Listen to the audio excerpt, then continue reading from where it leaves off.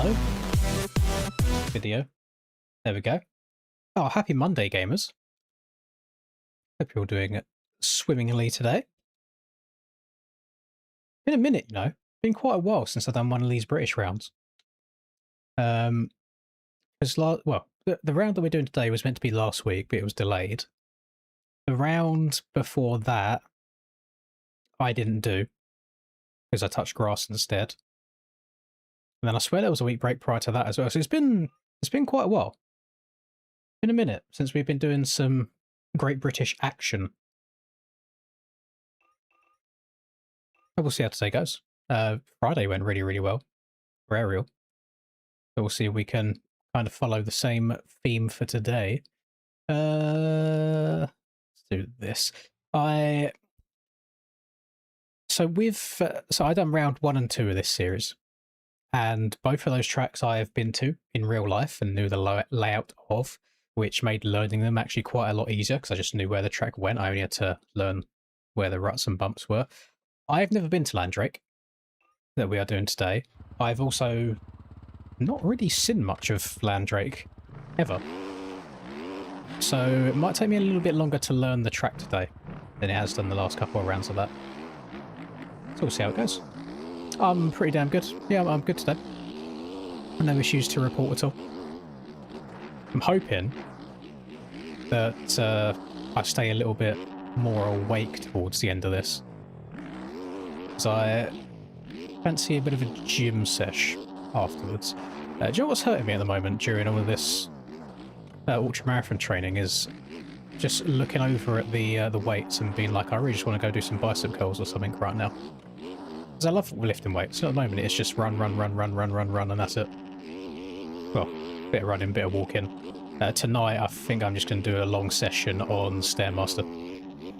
Because I need to get some elevation practice going on, like walking uphill practice going on. There's about 800 meters of elevation during that walk in October. So we'll cross that bridge when we get to it. Yeah, good stuff. Got no complaints at all. It's crazy how the general mood is a little bit better once you've been eating well and drinking water and exercising for multiple weeks in a row. I actually sleep like 7 or 8 hours now, rather than waking up every 2 hours throughout the night, which automatically makes most days easier. So we'll see how today goes. We'll see if that good mood carries on through the night, or we'll see if MX Bikes does its thing and makes me rage at it instead. Absolutely no idea. I've not even looked at the track preview for the track today, so I'm going in absolutely blind on all of it.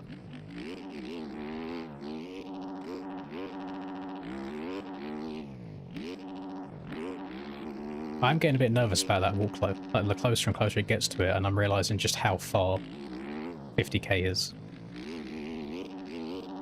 Definitely achievable, it's just how much you're willing to suffer, really. My plan, what I'm going to do, I need to get some new earphones, because for some reason the wireless earphones I've had for years, my phone will like connect to them straight away, and they'll instantly disconnect. I've got no idea why it won't stay to it.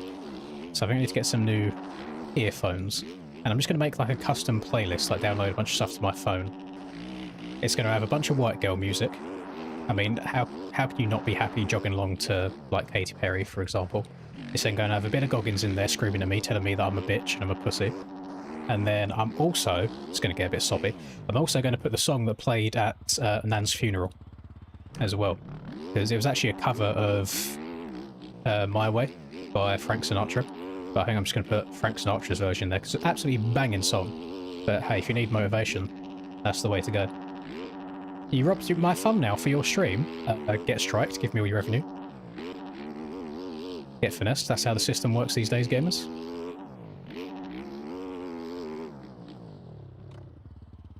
Can't see anything on the preview.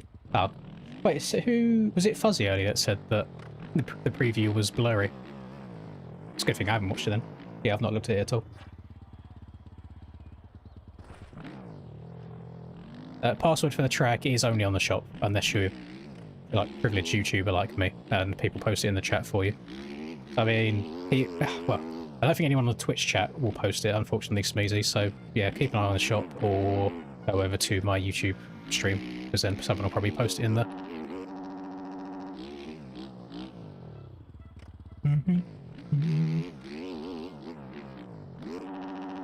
Preview glasses. Is it like low quality in terms of like 360p, or is it just like a weird shade or quality of that actual video?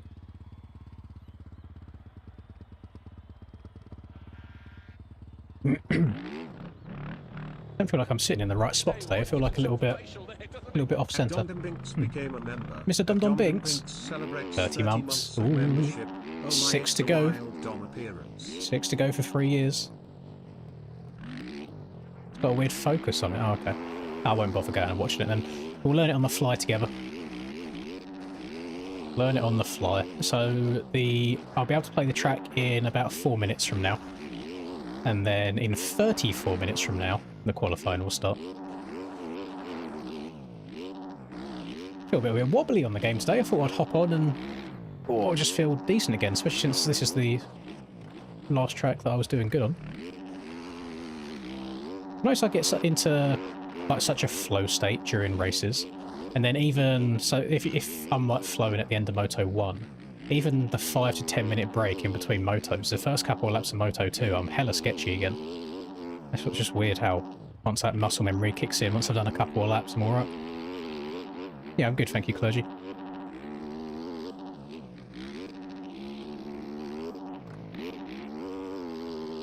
Yeah, hopefully we don't wobble around too much.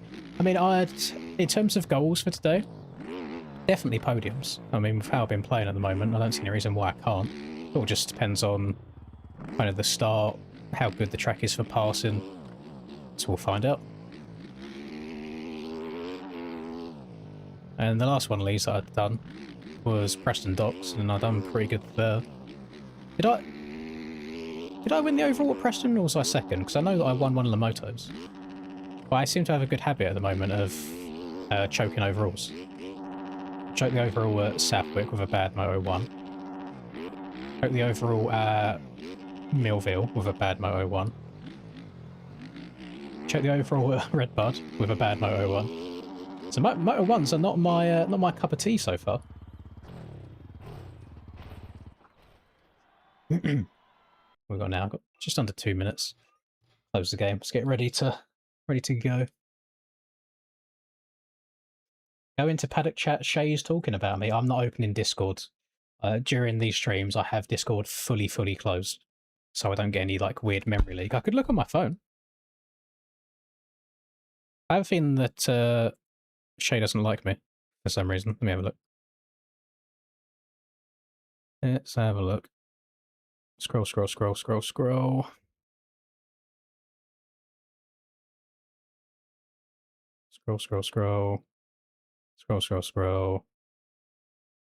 scrolling. No, don't see anything about me.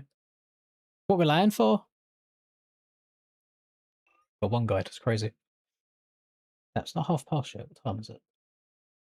It's exactly 1 minute. I just had a look on the shop. 1 minute until track releases. Well, she was going to be sick. I'm very curious to see what Brad does for it. The actual Washougal track itself, in real life, remove it from MX Bikes. Probably my least favourite one to watch of the year. I feel like it's a beautiful place. Like, it looks great with the hills and the trees and the grass. But in terms of like a racetrack, it doesn't look that amazing for passing a lot of the time. Especially when... so you've got that big like step up double thing in like the last third of the lap, and then they do the fat left 180, crest the next hill, and as they're coming down that hill, that little like right and left that they've had in for the last couple of years, where it's just like tight inside, and it's like really hard to pass down in that left hand sweeper as well before the whoops. I don't know, it's like in terms of like on TV broadcasting, I always think it's almost like a bit boring, the races on that class. Oh, W Mosa. Love that from you, right? Downloads, Landrake, WinRAR, MX Bikes, mods, tracks, 26 MXGB, drag, drop, paste, close, reopen. That's relatively quick. It's good.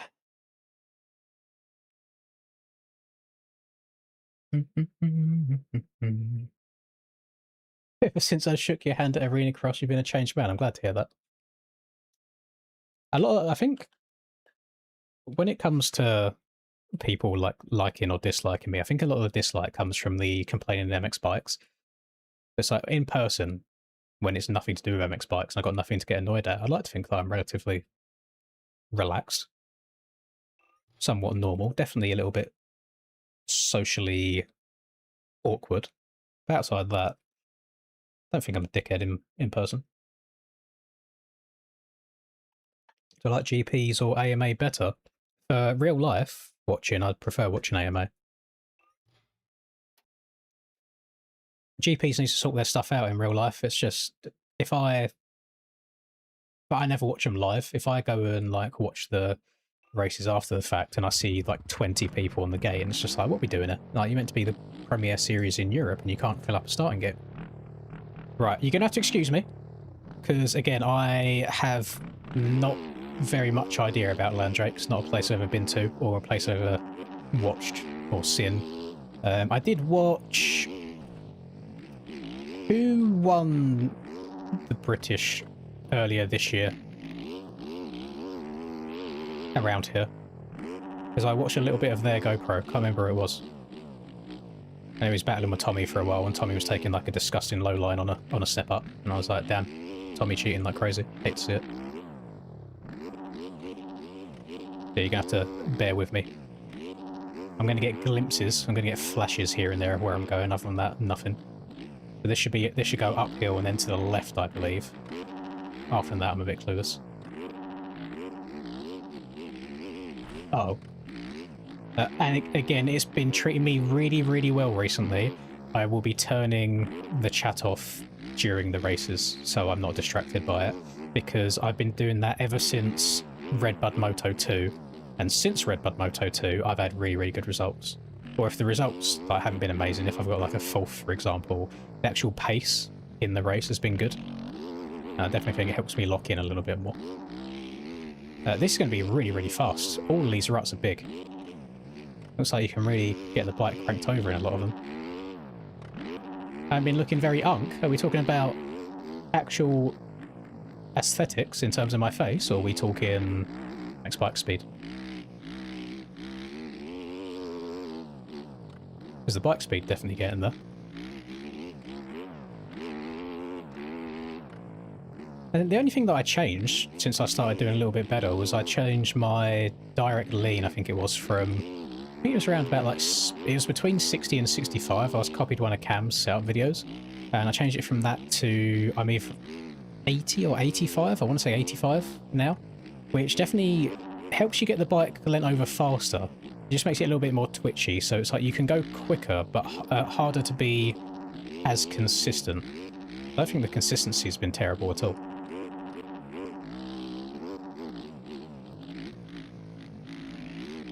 It feels like... Is it quite a short track? Oh. I think this was the hill where Tommy was like jumping off, like low lining off the right hand side that I saw. Disgusting. I mean, it's definitely not shy of there being some ruts. There's a rut from that corner all the way up to the next corner.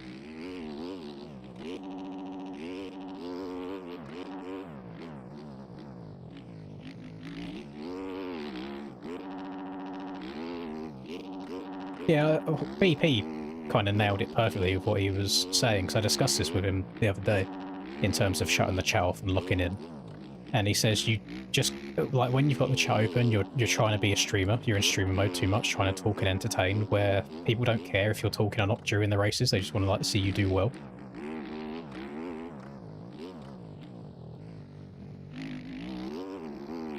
Yeah, I'll try locking in a bit more than I have been. It's definitely been helping.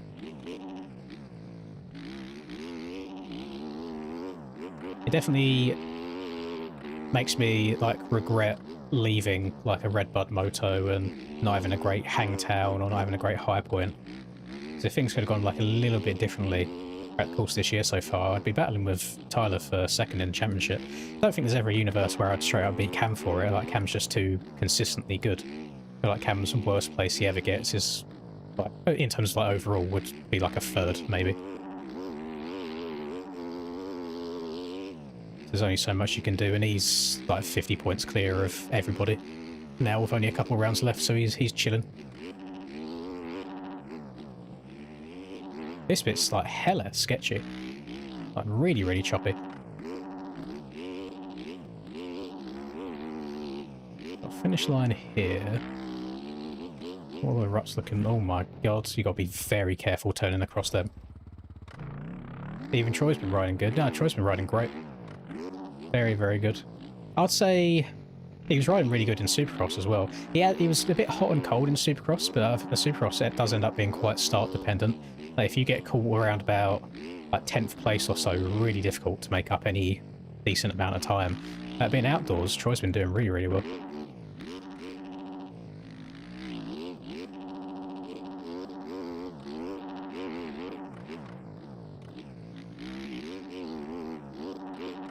I think at the moment there's a bit of a gap, because I feel like I'm just talking about the last couple of rounds. I feel like it's almost like Cam, Tyler and me, some iteration of that. Then Troy is kind of filling in that like 4th place spot, or like bridging the gap then back to the rest of the guys, because usually you have like a train of element riders just outside the top 3 can be like 4th to 8th. Like it's all them back to back, whether it's Jay, Caden, Boy, Davey, they're all there. Breezy's been having some good results as well. Need to remember that step up is not as big as I'm making it. I need to try and hook one of them inside ruts if I can. So it's a bit weird at the moment, without sounding like really ego-y. If I just play how I have been playing, really the worst I can do is like a third. It's only when I've been hitting the big old choke and having like lots of crashes that I will be 4th or possibly worse than 4th.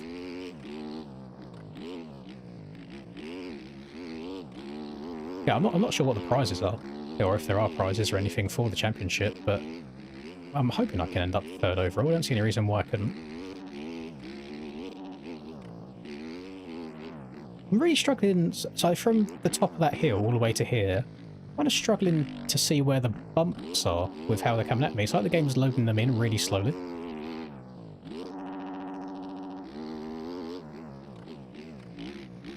I downloaded the low quality version today rather than the high quality, so maybe that has something to do with it, like the norms not being as strong on the track. So maybe there's just not as much definition in between the bumps. But like looking ahead here, I can't really work out where I'm going until I get there. Everything's loading in really late. Oh, okay. I'm not going to be quadding that. Thank you, Fantony. Appreciate that.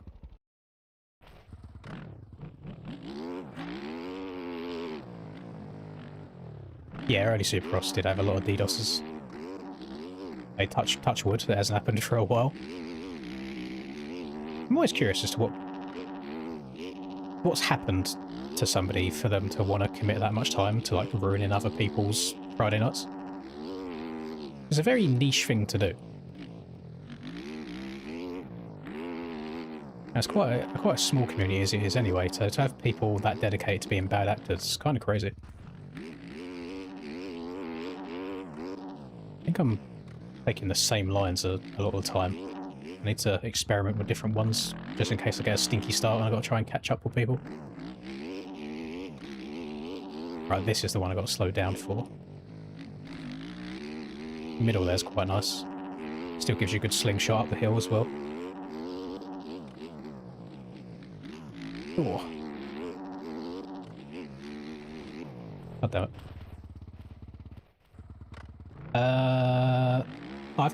I've not got low graphics settings. My graphics settings are relatively high in game.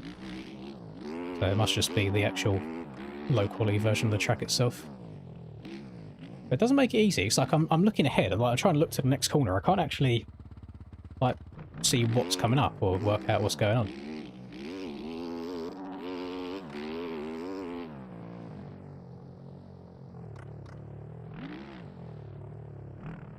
What do you mean by a slow respond time? Yeah, I'm not sure what you mean by slow respawn time. You mean that what adds like an input delay after you crash? I mean, we've already got people pissing and whining about the overjump crashing stuff, so I think I don't see a universe where people accept having that as well. We've already got a reset delay. Actually, does this series have reset delay? Or was it just aerial? I'm not too sure.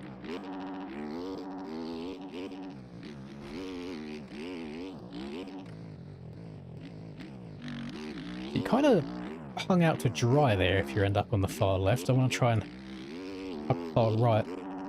Probably set you up better. Can't really like cross over the ruts once you're in the one you're in.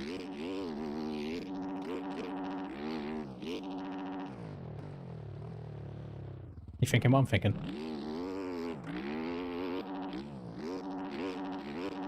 Yeah, you are. Yeah, you are. I want to try and round the outside of that corner and see if I can step onto the second tabletop. Oh, that one's bad. You can probably triple from the inside there as well. You can. Nice.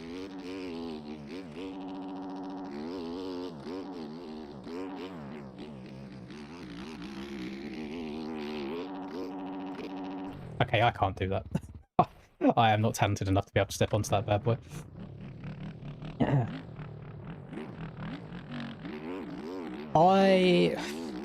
The reset delay's tough because I do believe there should be some kind of penalty for people trying to go too fast and crashing. Like, the game is just disgustingly quick. That outside's insane. But it's outside the markers, so I don't know if it'll count. I mean, I've had races where I hate it, I have races where I enjoy it. It's always a bit of a tough one.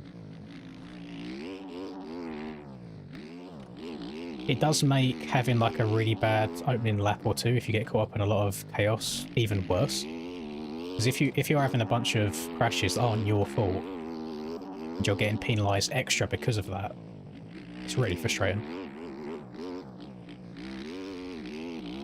But at the same time, it can work on the flip side, where if you're able to kind of work your way through people relatively quickly, and the people out in front keep making mistakes, you can kind of catch back up to the lead.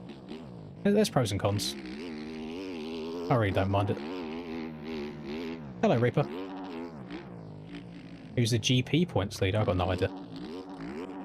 That's a Google search for you right there. I'm guessing you're talking about real life, because in-game GP's finished ages ago.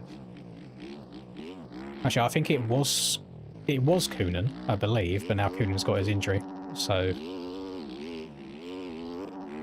don't think so for very long.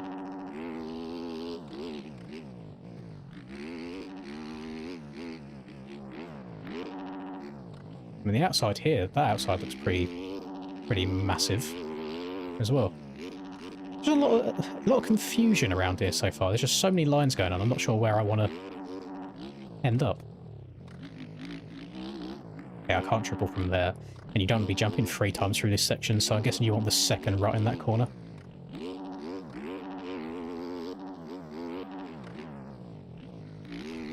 Oh, Daddy Hurling's getting it done. Don't hate that. I see, it kind of sucks that Lucas is going to lose it through being injured. But at the same time, who doesn't like Hurlings? It's exactly... I mean, look at it this way. If you are a true motocross fan, you got to be eating good, knowing that you've seen a Ken Roxon and a Hurlings championship in the same year.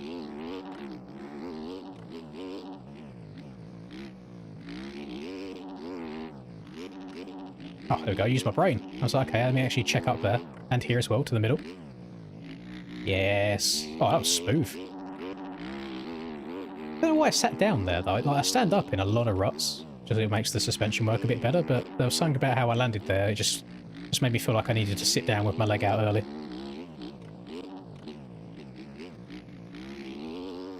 If you can get your line styled around here and you're happy to risk sending it, you can definitely gain a lot of time. It looks like very, very easy to lose the front end turning over some of these choppy bumps. Fox Hill's GP will probably be in next year's GP stuff. If I had to guess. The reason it wasn't made for this year's series is because the track didn't exist yet when the series was going on, so there was no like data to work with to be able to make the track. But I'll be honest, as soon as I saw Tommy's GoPro of the track layout, I said that track's going to be shit for racing. And I still think it was pretty bad for racing. There wasn't really much passing going on at all in any of the 4 races. Just the way the track flows, like with lots of ups and down hills, a lot of people gravitate to outsides. With like the turn-in jumps, you kind of force to apex across, so nobody's going to be passing you on jumps like that either. Like that really long left-hand, slightly off camber before the finish line. Just hug the inside the whole way around, nobody's going to pass you. So whilst it's like looks like quite an impressive track, in terms of an entertaining track to watch, I don't really know about that. I don't know if it hit the mark there.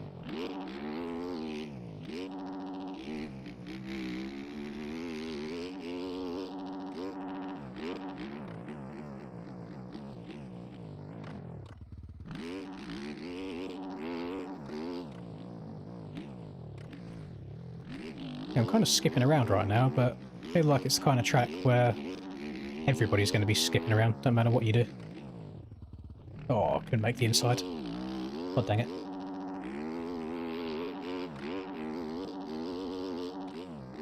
Americans getting waxed lately. Well, yeah, I mean, I don't mind seeing it. As a European, it's quite cool seeing different nationalities going across to the American series. I think the GP series do an absolute disservice to their competitors, to their riders. So I just pay riders what they're worth.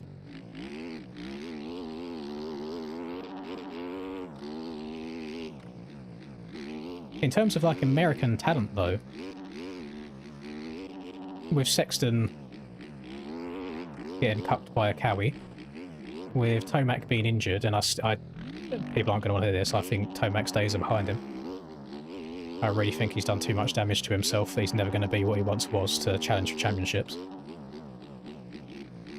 You need Deegan to lock in to try and finally get a win, and outside of that, you got Rick James. Pretty much all you're good for, really. I mean, if the Lawrence brothers didn't exist in outdoors, you'd have Deegan winning by a minute over RJ and then Marchbanks. Which is kind of depressing. So it is good that there's international talent, it just makes the racing more exciting. And I guess you just need to hope that people like Levi are going to be good when they move up to 450s. I know Australia this year, the Lawrences aren't doing it, but how good's it going to be in a couple years when you got both the Lawrences and then you got Munir once he's like worked everything out on the 250? So I think Munir can be really, really good. And I've been seeing his absolute brain rot Instagram reels, which is making me a fan of him as well. And so he's got a decent head on his shoulders. And just the same sort of vibe as Cole, really, which is why I like Cole.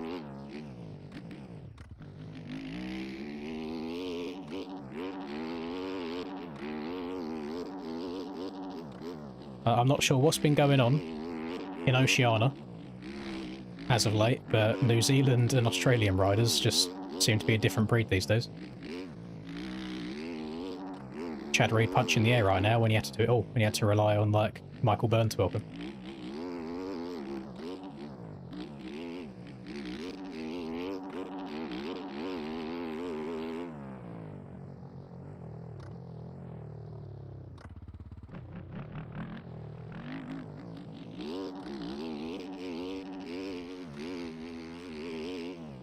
I'm doing that really bad thing where I'm just talking and playing. I'm not actually paying attention to where I'm going on the track or learning the track at all. So we're going to have to eat into a bunch of that qualifying time to try and do better.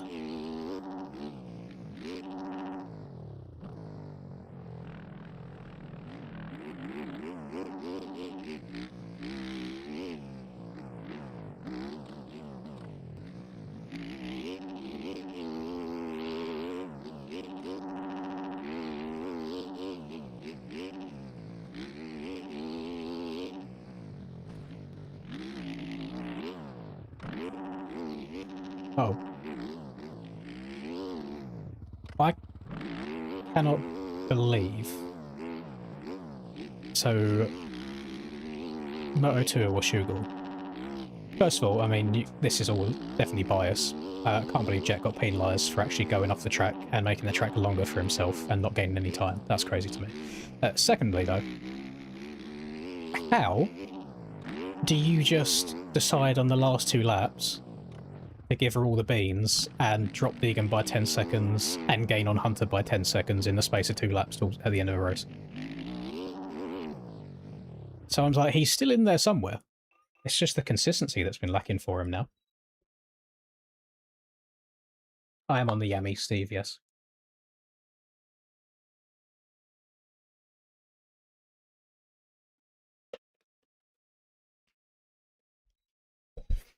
Well,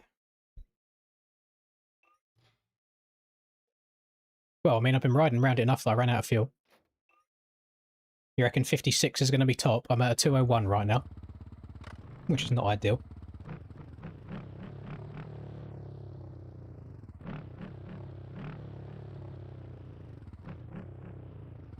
The rule is no roost when off the track. Yeah. Yeah, I just want some consistency with it. That's all. Because I always thought the rule was just no gaining time, and there was definitely no time gained. It's like the track was longer. If he went off the inside and he was still accelerating, I'd get it.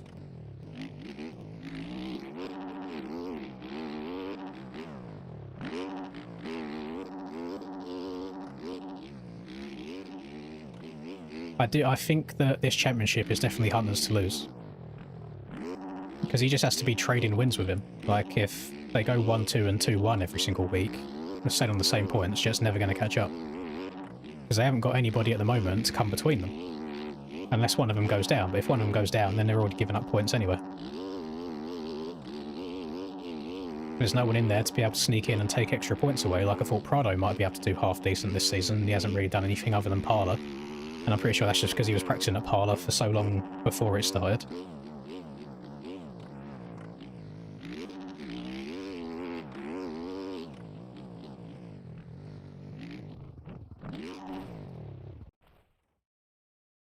It sounded like my bike cut out there. What on earth was that? Back wheel just pop out the rut? Yeah. That's just weird. It sounded like my engine died. Yeah.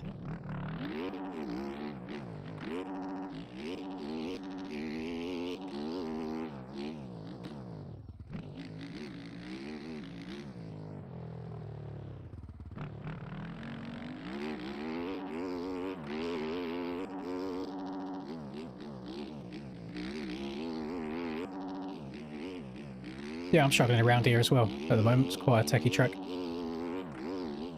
Oh, it's definitely not easy. Rutty and bumpy though. That's where we're at. Some ruts are like quite dug down, so they're easy to rail, but then others, they're fairly shallow. So it's really easy to get on the power a little bit too much. And again, for me, you guys know by now, me and qualifying times, it don't really matter. My race positions are always so much different to my qualifying positions. I need to stop falling off the track, off the right-hand side of that.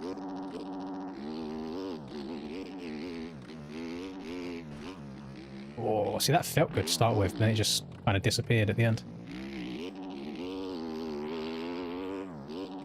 So this, what if I try starting out wide? Oh, no, I still couldn't quite follow that, but I want to be in this one here. Then I can hit this and triple in from the inside.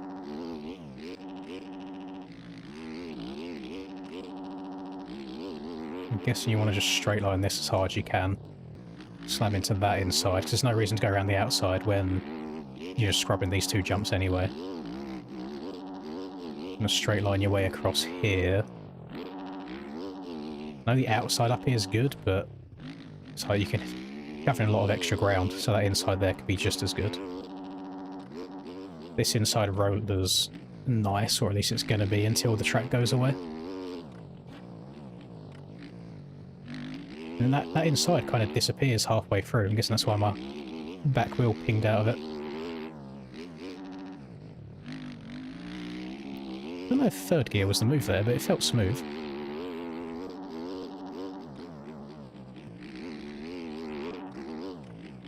Oh, I tried turning a little bit sharper there to get that far inside. Couldn't quite get there. Still can't really remember where the track goes yet. I get to one section, I don't know what's coming up next, so I'm just kind of reacting rather than setting myself up ahead of time.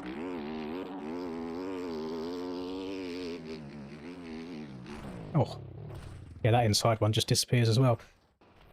I mean, the outside there looks okay, but again, it's just so far out.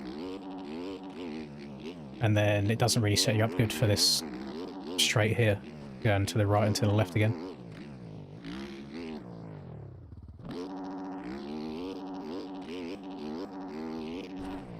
Alright, let's go hop in one of the quality servers. That was a 203 with a crash. So it would have been a 59. So I'd say pit to 156 is not a fair shout, because I'm usually a couple of seconds off the top. What's this series called? There we go. Might be in Group 1. Yeah, I'm on a Yamaha.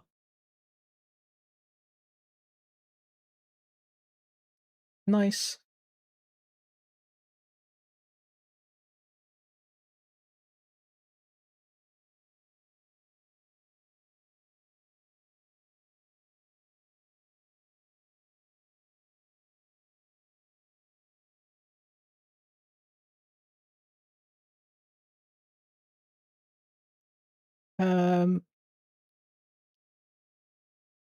I mean, whilst I definitely think Deegan is on Jet and Hunter's radar because he's the next person in line in terms of speed that they have to worry about, saying that he's in their heads, I think is so faded.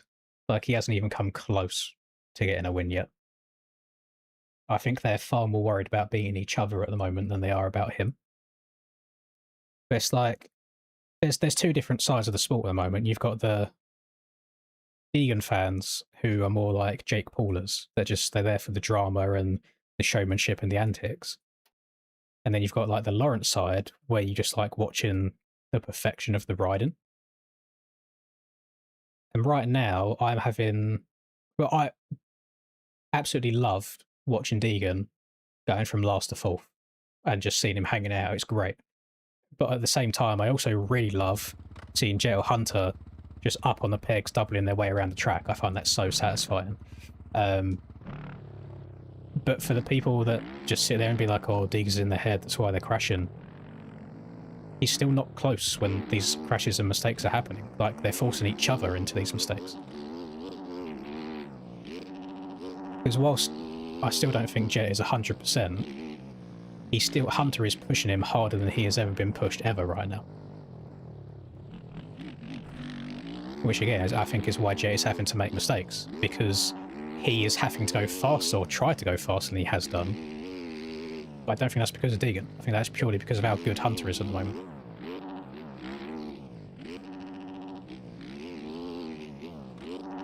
But it's like, some people will love it. I find it a bit cringe. But then again, I'm not the one making millions and millions and millions of dollars off of my advertising and my image. But in qualifying, going up Horsepower Hill, when you saw Deegan like throw a fatty next to Hunter and look over at him, I think a lot of people think that's doing something. And it's like, Hunter's just riding around on the pegs. Like, I don't think he can give a shit what Deegan's doing. So I feel like there's always two sides to it. And I also don't understand everyone on the internet at the moment saying that Jet and Hunter are starting to like dislike each other. It's like they're tipping cups of water on each other as soon as they're finished battling in a race. Like, they're family. I think a lot of the time that's the difference between like a close-knit Australian family or like an American family that might be a bit more like, no, it's all about me. I know that's generalising things. But the reason them two are so good is because they work together. I doubt if people hated each other, they'd be willingly letting each other borrow their bikes on a press day, you know? Like, you wouldn't want to let the other one have any kind of advantage or insight into what you are doing or running.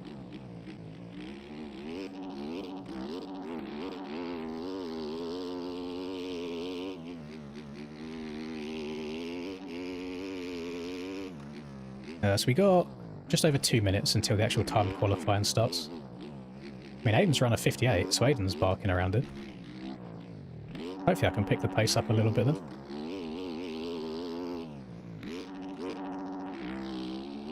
I don't truly know exactly where I'm going yet. I mean, inside there looks good. Let's just try and get there without my bike exploding.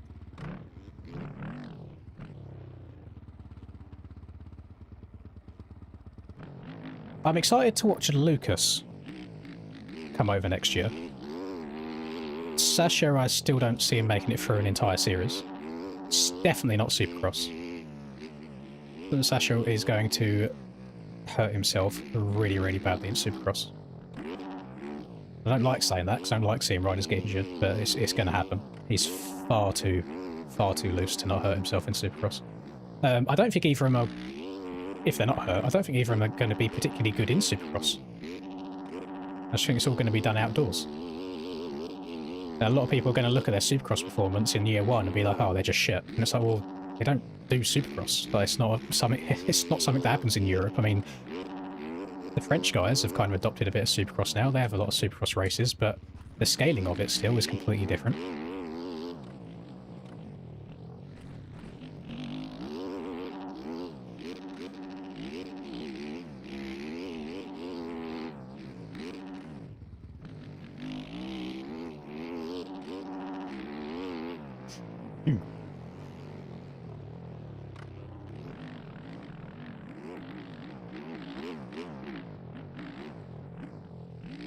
It's like when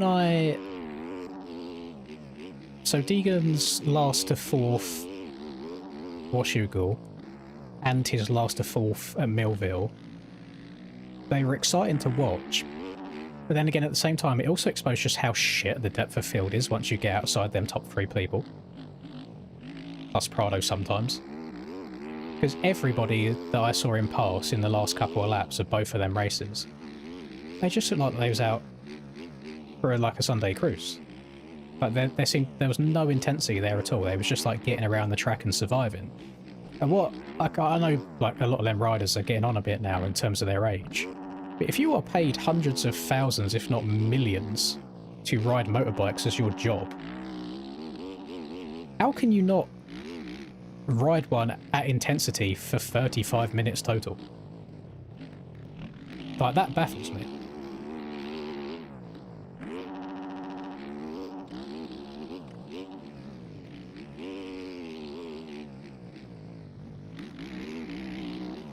And that's what you can't really take away from Deegan, is his stamina's insane.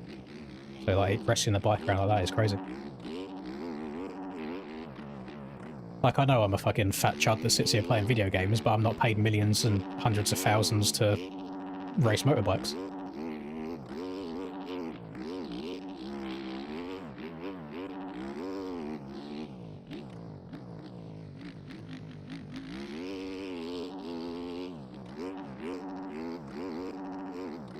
Right, qualifying should be starting very shortly. The timer has hit 0. Gotta wait for the server to do its thing.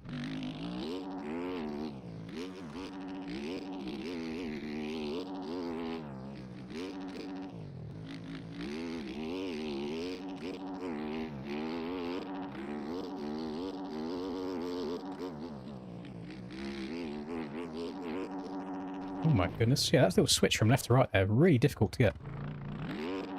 I also saw a rumour, I don't know how true it was, apparently they was thinking of changing the races from 30 minutes to 25 minutes. Is that cap, or is there something behind that?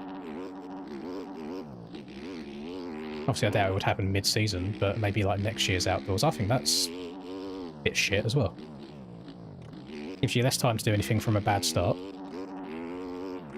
Again, we'll let people rest on themselves just a little bit.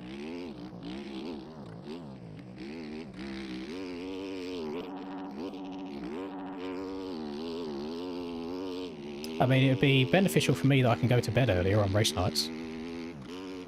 Maybe it's for scheduling. Maybe it's something as small as that. There's nothing to it other than just the day's schedule. Like TV time.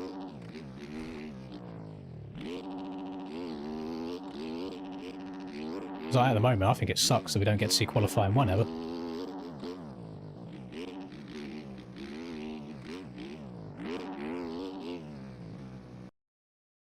Right.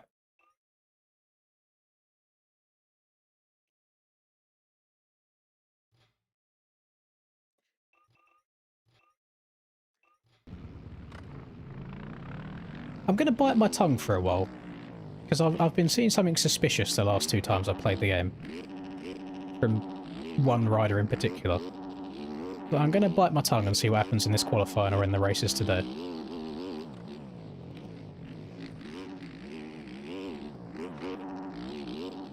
But we need to get a banker lap in first.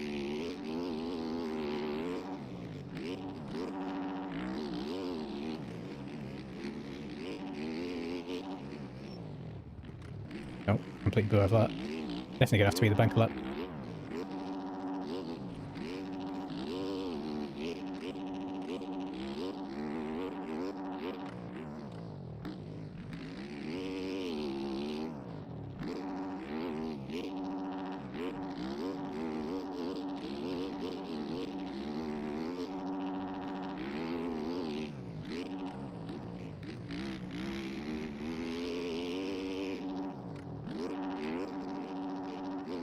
Sterling knows what I'm on about. I got no evidence whatsoever, you know, but just two races back to back where it's like, that's interesting.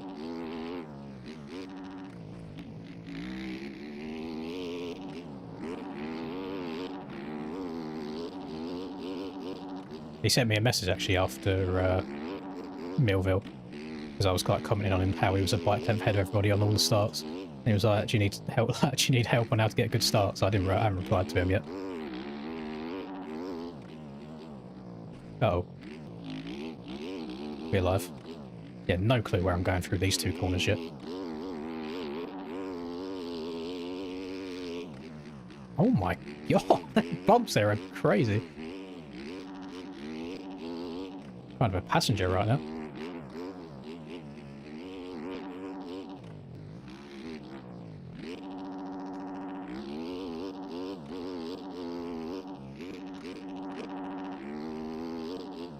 Oh. I mean, that was a really bad lap, and it was like a 2 minutes. That ain't bad. I don't know why I keep going outside here, though. I'm pretty sure that inside line's quicker. Oh, you can just send it up there. Yeah, there's no reason for me to be, like, checking up and scrubbing.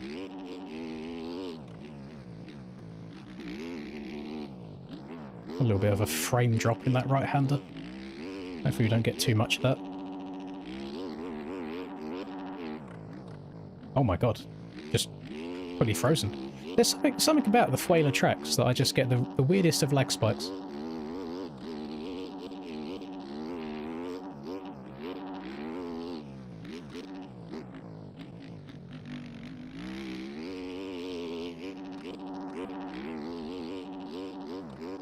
Oh god, we're coming in way too hot.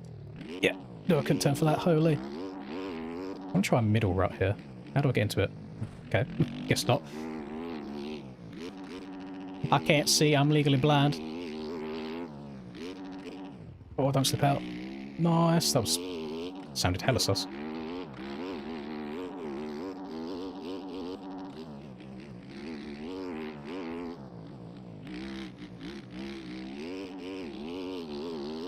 Really tricky to stay inside that rut, just where it's going uphill. The bike doesn't turn as much as you'd want it to.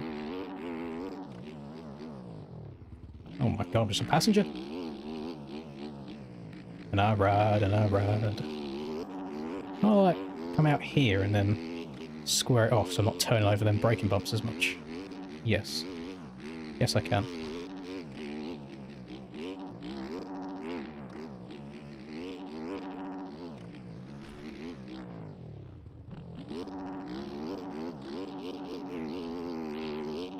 That was a bit quicker. That's my quickest lap so far, actually. Low 58. Yeah, I can definitely see 56 as being possible then. Oh, there you go. Boy's just done a 56 too. Took an extra 1.8 seconds off of what I did. No, I'm all for people getting better, and I just like throwing shit around now, because you can just never really trust anything of what's going on. But if it's somebody that I was lapping consistently in the GP season, and it goes from that to then getting like back-to-back whole shots at Millville, and now qualifying in the same pace as us top boys out of nowhere, that's when I'm like, like, is it just improving, or is there some suspicious activity going on here? But again, there's no evidence behind that comment at all. Just something that I noticed being a bit off. What do you think about Billy Askew? I mean, I've never spoken to Billy. I don't tend to watch much in the way of British motocross these days anyway, but it's nice seeing a Brit in MX2. It looked like he was doing pretty decent the last 2 rounds as well.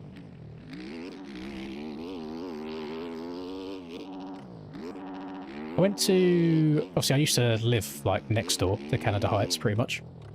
And since I moved up north, I can't go and watch it anymore, it's just too far away. But I remember last time I went to watch Canada Heights, I think Billy absolutely dicked himself in the rollers next to where all the spectators stand, like, hurt himself really, really bad. That's pretty much all I've seen.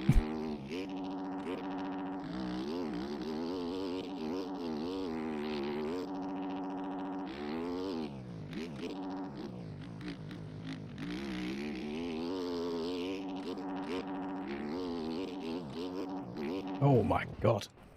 This is going to be... Like, it's one of them tracks that when you're in a flow during the race, it'll be fine. But qualifying, like getting a really fast lap around here, it's so easy for the bike just to step out front and back end because of how much chop there is.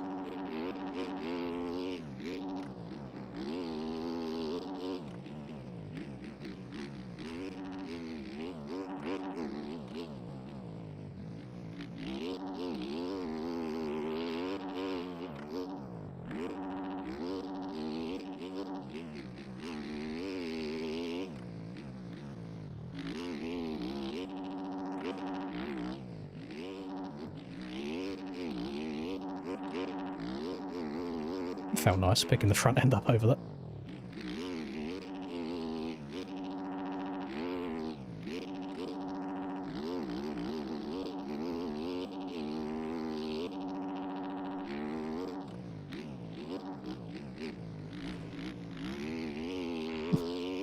That lag made that crash look crazy. Just coming into these corners way too quick. I can't get stopped on the braking bumps. I'm into this at too tight of an angle.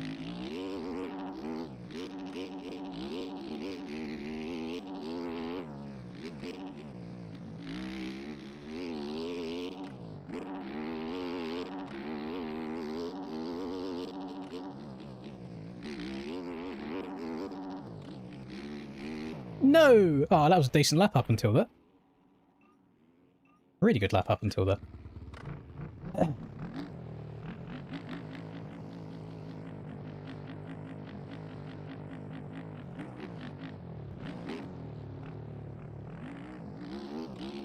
That was a huge skill gap in Rocket League, 100%. Just the mechanics of Rocket League. Probably just as intense as this game. Oh, that's not how you want to start a lap, is it? Yeah, I don't see myself having a very good qualifying position today. Just got that feeling. I think the racing will still be absolutely fine. It seems like one of them tracks going to struggle to get a one-off hot lap on.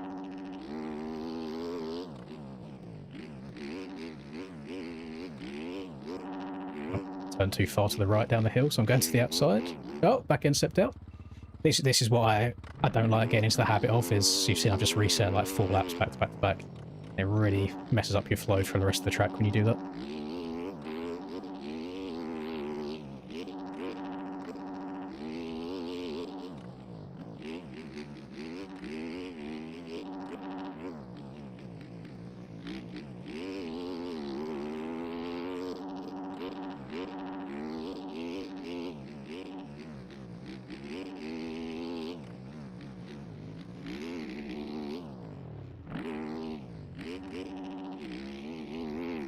Oh, slip.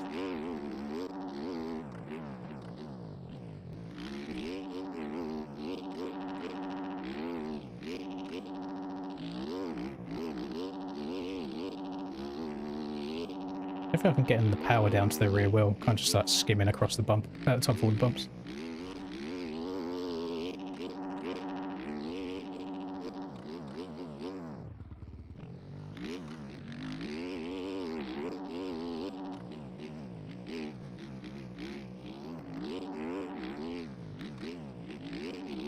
Probably also doesn't help that I'm trying different lines mid-qualifying that.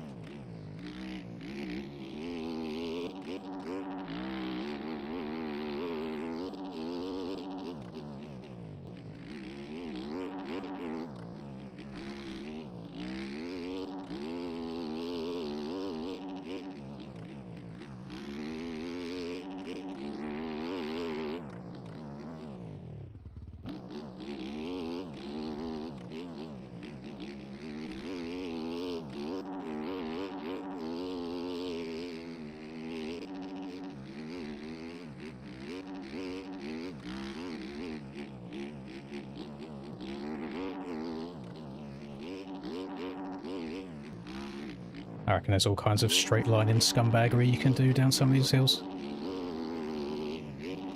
I've done a couple of attempts quicker, nothing amazing though.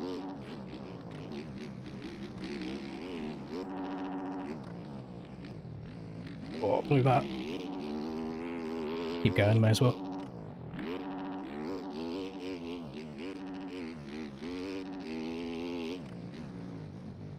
No! No, Jake blew that same corner as well.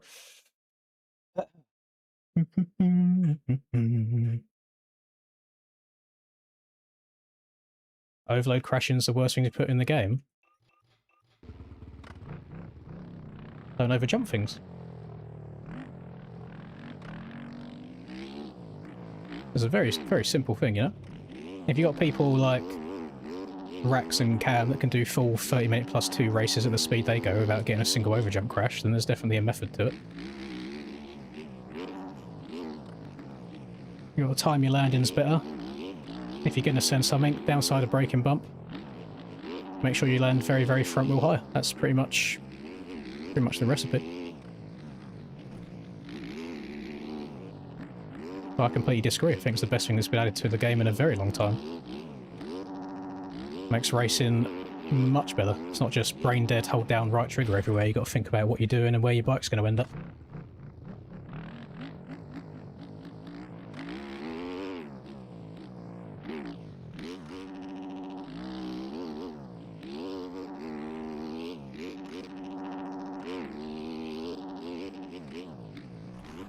Oh, I'm not angling myself for that inside rut well enough yet.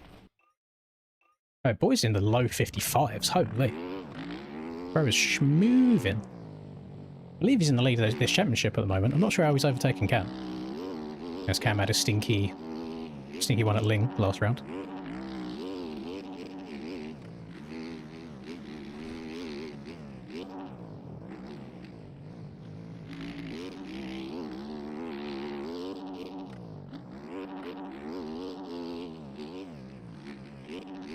Oh, bad angle as well.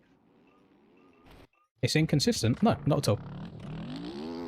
I don't think so in the slightest. I've still not had a single one since it's been implemented where I was like, oh, I didn't deserve that. I had one of them during an actual race, which was me bombing down a hill at Redbud and hitting the biggest braking bump on the track that would have kicked me over the bars in real life if I hit it that fast. So they've all been justified. Again, you got to work on how you're landing. Where and how you're landing, that's pretty much it. And if you see an absolutely massive fucking bump down a hill, do not accelerate into it wide open, because you will crash.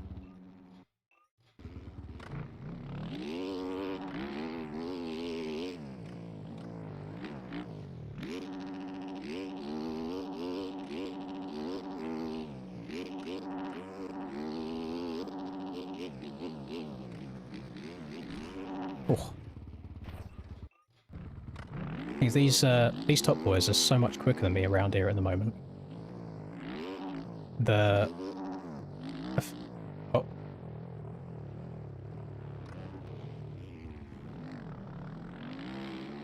My frames disappeared for a second, then came back. But I thought that since I closed Discord, that wouldn't happen anymore. But I have a feeling someone might have left and rejoined on different bikes. I keep seeing like graphical flickering on my screen.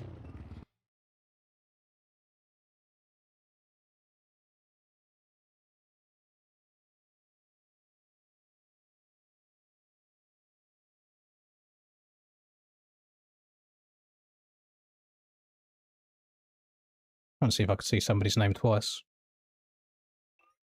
But I can't. Thank you very much, Dickweed.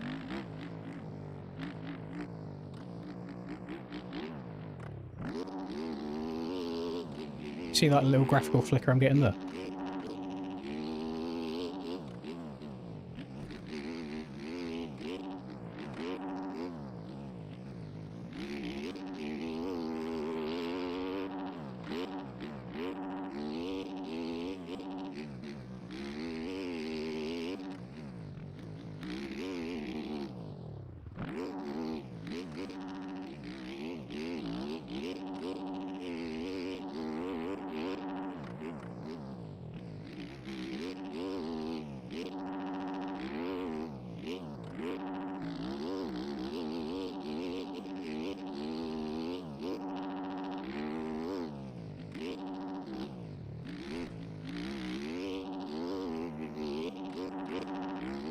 Frames has gone to shit again.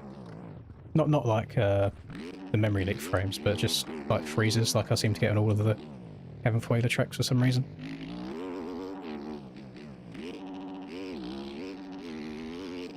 It's very frustrating when you're trying to go for a lap and your controller doesn't input what you do straight away.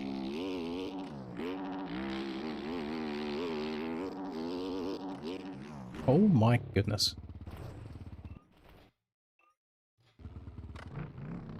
Yeah, I think I'm going to be outside the top 10 when they consolidate both qualifying together. Sen's on there twice. That would explain it.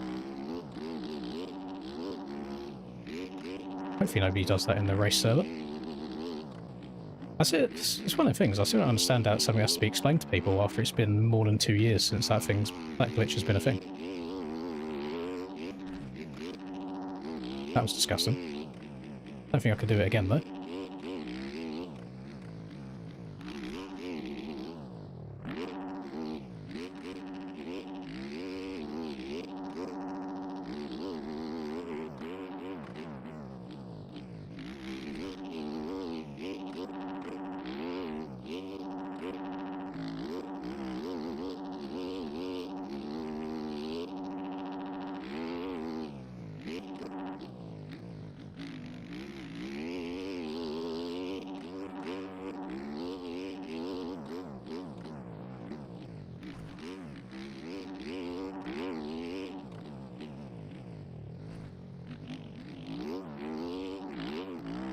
It's pretty crazy how bad the bike handles once you start sitting down.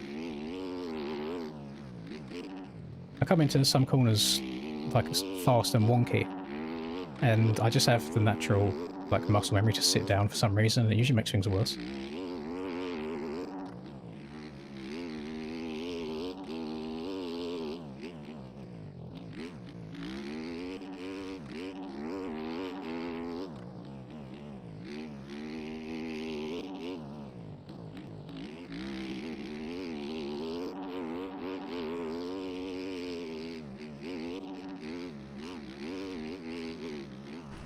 Fuck. That was definitely faster than my best lap so far. Just went away. Oh. Millfield went very well. Thank you, Silicon. Yeah, Millfield went great. First moto was a bit meh. I think I got... Was it fourth I ended up? But I won the second moto. Second moto win this year. It's nice being somewhat in contention again.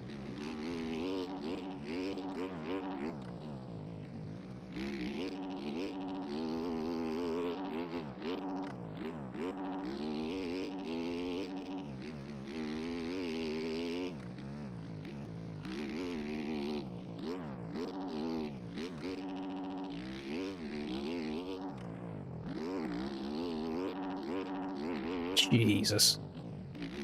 Hold on to her, buddy.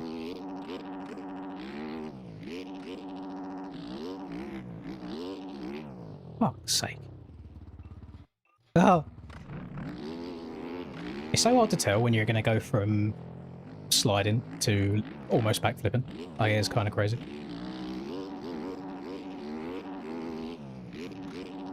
I need to just hold the sit down button for longer up that hill because I'm stood up and leant back, which is why the front end's coming up.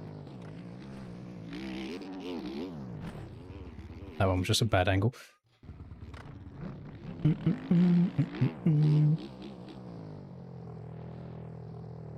Oh god. I've not been able to read all the conversations, but I see drama popping off in my chat again.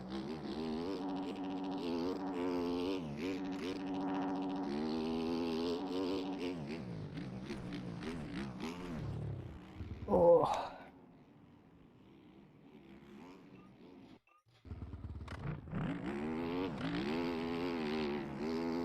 Yeah, I've got no interest in Formula 1 at all. Doesn't do it for me.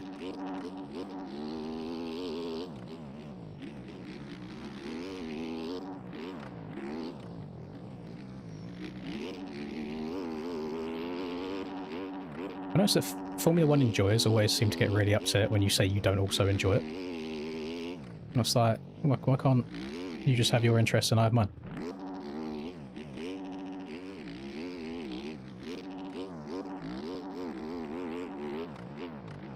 That's a little bit scumbaggy, being able to go across there and missing the bumps up. I reckon there's probably a couple of lines like that around it.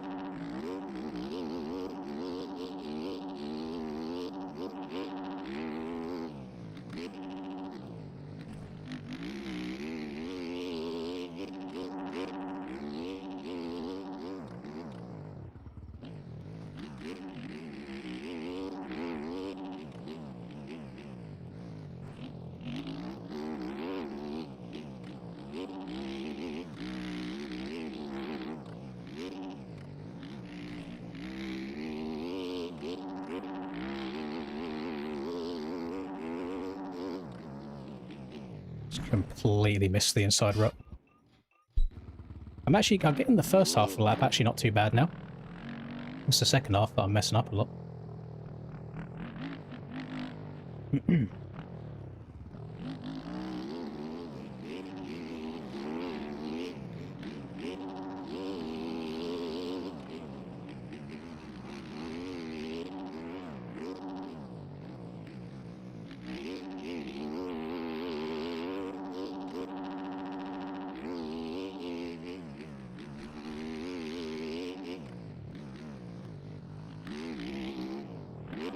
Oh my god, what am I doing?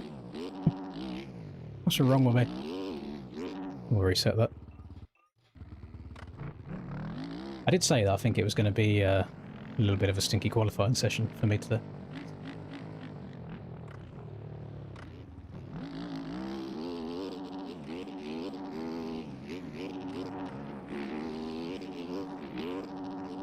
Yeah, I don't understand how anybody enjoys NASCAR. It looks so boring to me, but again, it depends what people are into.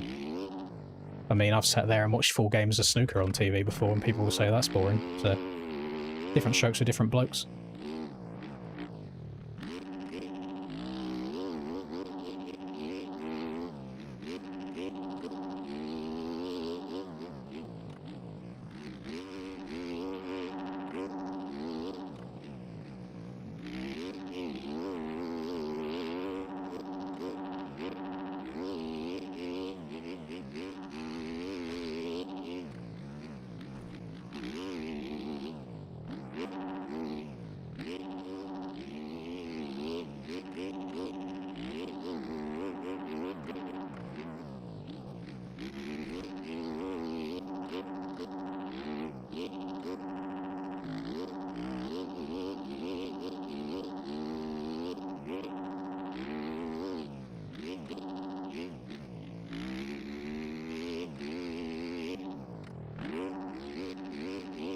Oh my god. Oh my god. Oh my god, survive.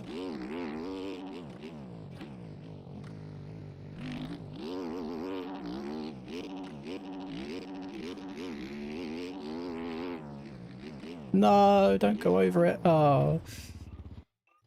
What a tricky track.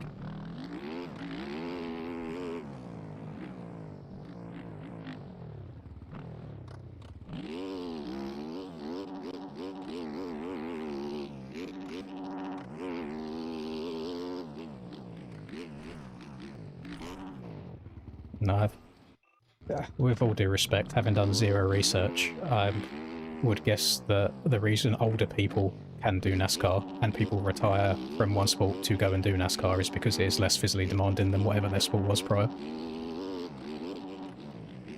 I feel like a sustained high heart rate compared to sustained G-forces. They're just two completely different things. So I really don't feel like they're comparable at all.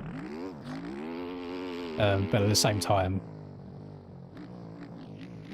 I can't really sit and listen to anybody that as soon as someone disagrees with them now, they just say cope. Because they haven't got any kind of like intellectual point to make afterwards.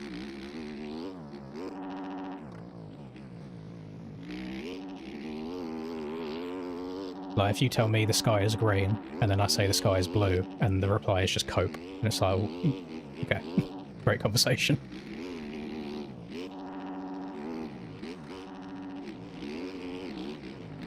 What would I have from?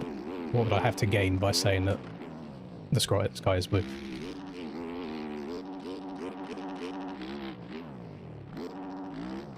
My mic is a Shure M something or other. I always forget the exact name. S-H-U-R-E for sure.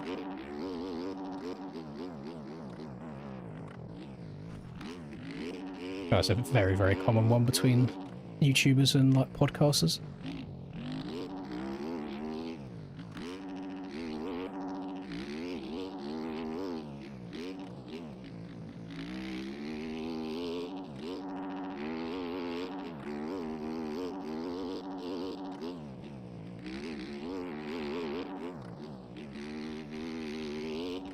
Has been sat there for so long. I'm guessing he messed it on a lap and he's just over it.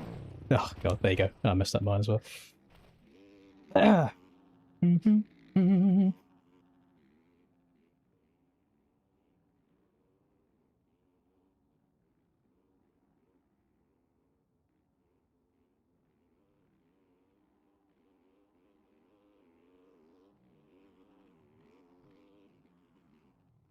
We do, because I have a feeling that this argument's going to go on for quite some time, because clearly people are passionate about their preferred sports, even though, like I said, different strokes for different blokes. There's no point being upset that somebody doesn't like what you like.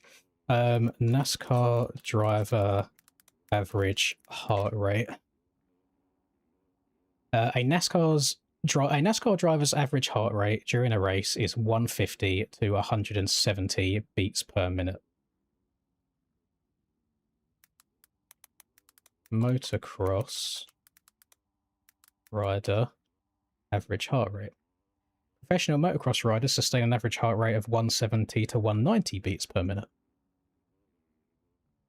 So this is a good opportunity to learn when some things might be true and other things might be true at the same time. So yes, while on the surface that might say that motocross heart rates are higher, which you think could be harder, at the same time motocross races are shorter than NASCAR races. So they are both difficult, and they're both difficult in their own ways. Is that a good way to end that conversation? Or do we still need to be, saying like, no, my sport's harder than your sport? We can't just say, you know what, they're both hard in their own individual ways. It is what it is.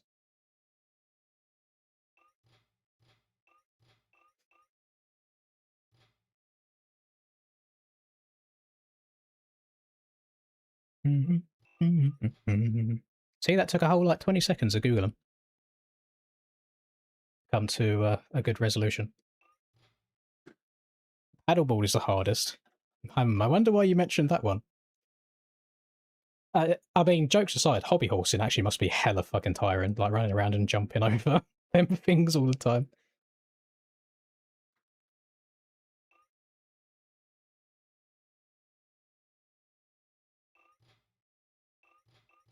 I didn't cry about cope. I said cope is a terrible comeback to an argument. In the same way that with someone disagreeing and then the reply is, why are you crying? It's a terrible comeback to an argument.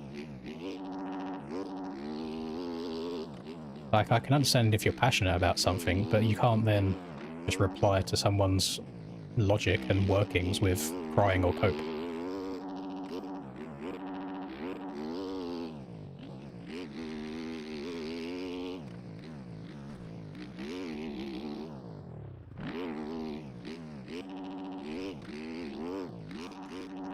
Thumb injuries in chess, that would go kind of crazy.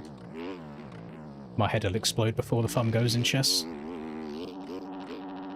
I don't understand, like, high high-level chess players, how they can just think of that far ahead and have that many moves already set up in their brains. Just so much.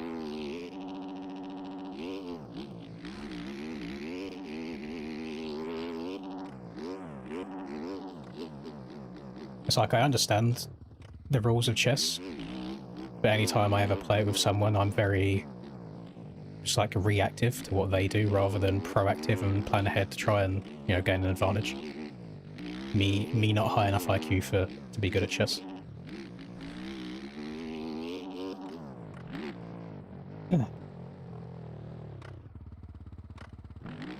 Hobby horse in heart rate 200 to 220. Do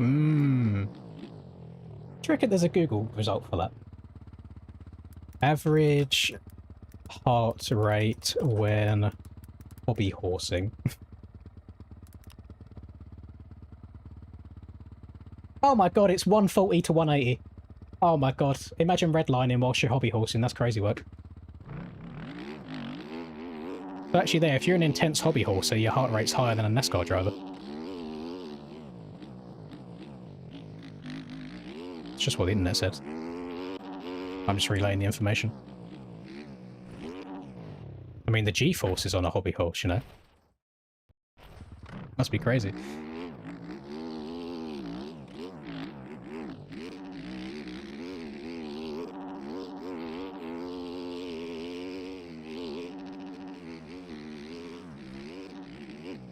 Right, give me 2 minutes on a treadmill, and I'll beat any NASCAR driver in heart rate. I'll be shooting up to like 200 instantly.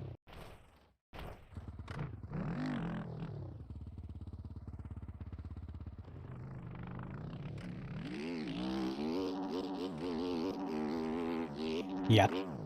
Right, I need to go to the toilet before I do anything else. I'll let you lot carry on arguing amongst yourselves. Be good boys.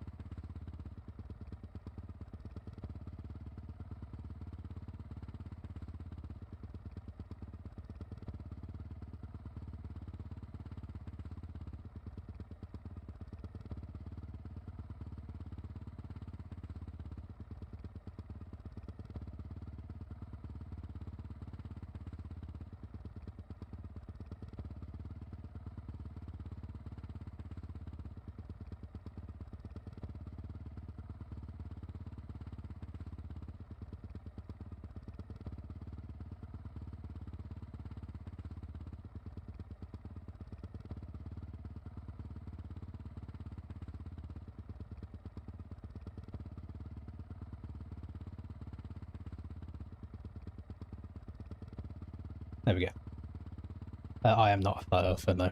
I think that's another silly thing. It's like, just look, you can see the earth fucking curves when you look out in the distance.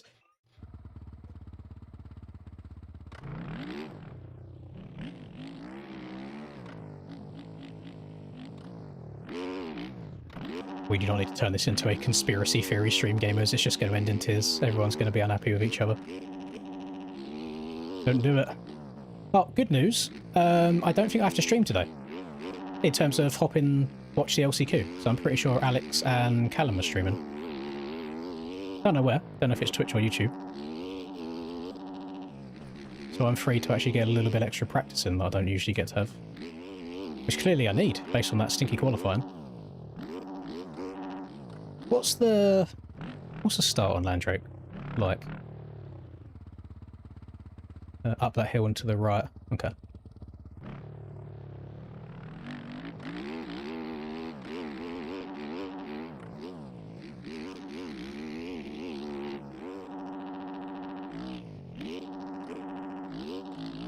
No, I know that I'm unfit, but still, I think I maintain a pretty normal heart rate whilst training the old sea monster.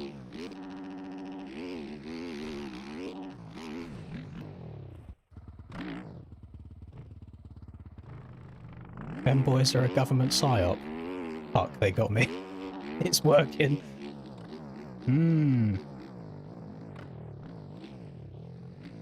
Yeah, going well, Jay Stills. Yeah, very good stuff from Millville.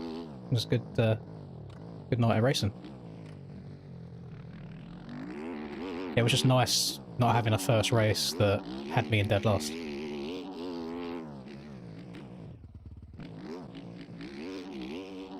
Basically, I am like Deegan at the moment. Keep getting abysmal starts where I've got to try and work my way through the pack. I crash trying to hang with the fastest boys, aka Cab and Tyler. And the only way I can get a win is if they basically gift it to me by both getting a really bad start. I am him.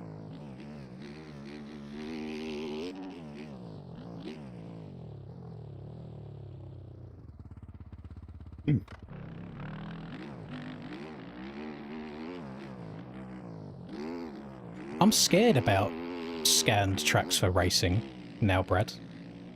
Without being a big old party pooper. Just because I feel like when things are copied one-to-one from real life to in-game, a lot of time the racing suffers a little bit in terms of like line choice. It's like Sardinia for me was a little bit, I don't know.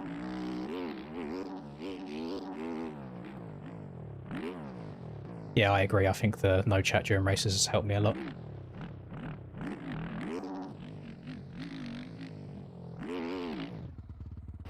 Okay, that backflip did not come all the way around.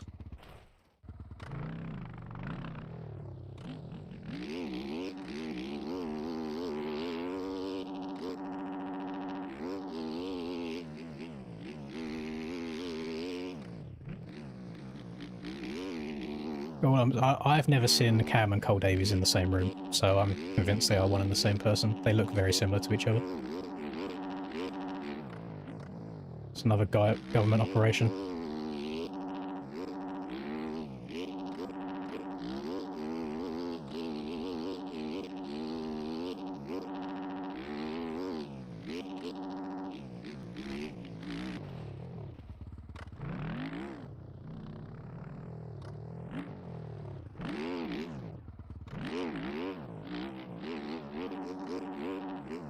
Should I probably mess around and try and work out where some other lines are?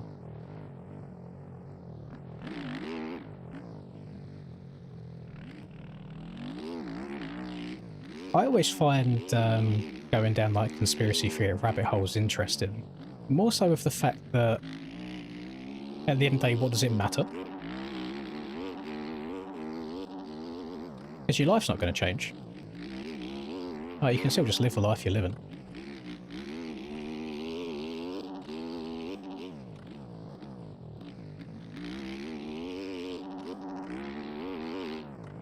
Same when you see like the flat earth debate and stuff, and it's like, well, why would they want you to believe that the earth is a circle? What changes if you find out that it's flat? You're just going to go and run off the edge, just kill yourself? that, oh wait, you can't, you gotta try and scale the ice walls first. And it's just like, you're never gonna go there. Don't matter. Who gives a fuck what they're hiding? It's not gonna change your life. Just live. Spend your happiness and energy on things that will benefit you. Oh, I hear a two-stroke sound. Thank you, Mr. Spiker. 300 bits. Appreciate you. Thank you very much. Linda had one of her friends around for a couple of nights. Because she hadn't seen her in quite some time, so she stayed for a few nights around the house. And she consumes like a lot of political content. Like she watched people on Twitch like Hassan and people like that. And it's like, I've not got the brain power to sit there and try and consume that kind of information. And I promise you'll live a much happier life just not getting involved in political debates. Especially if you're like one of the Twitter warriors. Like the amount of hours you would have sat there and wasted just typing out essays with politics that has changed nothing. It's crazy work. Oh, thank you, Spiker. Hope you've been enjoying the game, however long you've been playing it for.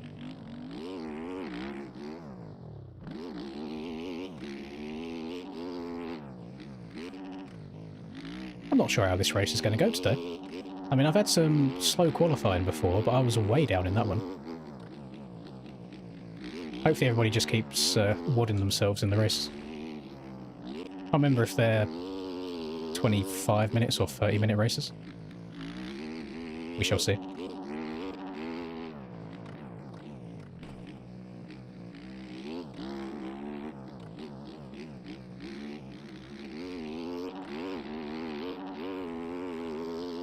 I didn't even know that the UK had a new Prime Minister until Alex put it in Discord the other day. And he was like, what are your thoughts on Andy Burnham? And I was like, who the fuck is Andy Burnham?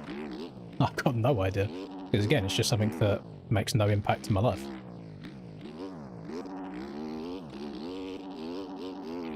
My camera settings are right there. 117, 5, 35.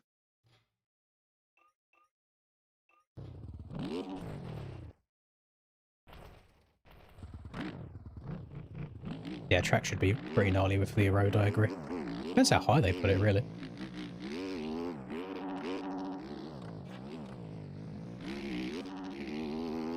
It can be very easy just to lose the front end at random points.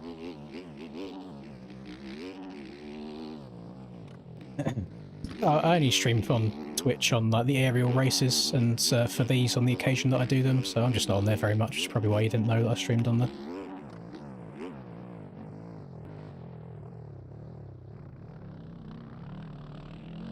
Ah, thank you, Mr. Stills. Somebody said that apparently I didn't blink for the entire of Moto 2 at Millville. No, that is locked in. Bear in mind I've got a fan here that blows into my face all the time as well. Like, my eyes must have been so dry at the end of that race.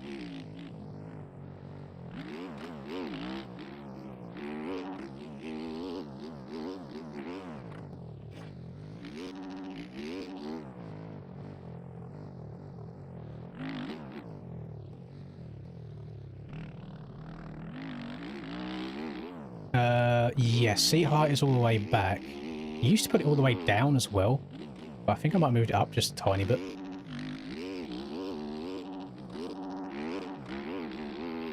Let me try a different look. I keep going tight inside here. Is there anything else I can do? And that went terrible.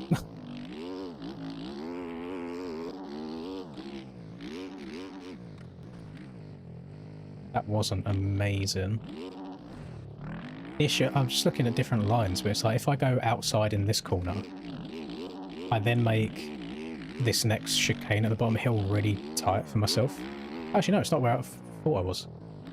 Might be doable then. I'll cut across the inside. Ooh, I can cut across the inside there. And I can get out of the bumps there, open this up more. This first corner is going to be carnage, by the way, if everyone's sending it into it. With how choppy and rough it is. Just gonna be fighting to try and slot into a rut somewhere.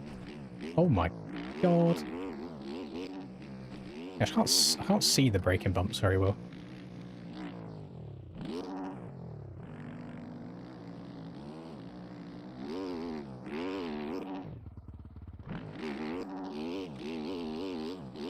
Isn't it quite easy to get Adderall in the US? I think it's a bit harder to get into the UK.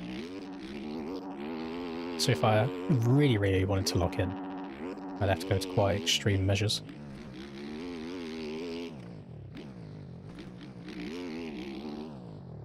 Oh, I'm hoping that these two races aren't too, like, mentally draining, though. Because I would like to go to the gym after the stream. I want to get on the stair machine. I walked 5k on my home treadmill earlier. It only goes up to like 6 kilometers an hour, so I can't do any running on it, but it's good just to get steps in. I walked a 5k on it earlier, but I keep feeling like I just need to be doing more, so I just want to go and get the stair machine, and go in, get the elevation going, get the calves burning, since I've really not done much elevation stuff at all so far. When I use the treadmill at the gym, I always put it on like a 2 incline, even if I'm walking or just jogging, just to accommodate for it being easier than running outside. But biggest pet peeve at the gym for me is people that will put a treadmill on max elevation, then they will hold on to it and lean back for like dear life. It's like, okay, so you're just undoing all of the elevation you've just added by holding on and leaning back. It's now flat again, so you may as well be walking on it flat. It's like biggest gym pet peeve. Very, very close to the people that just drop their weights.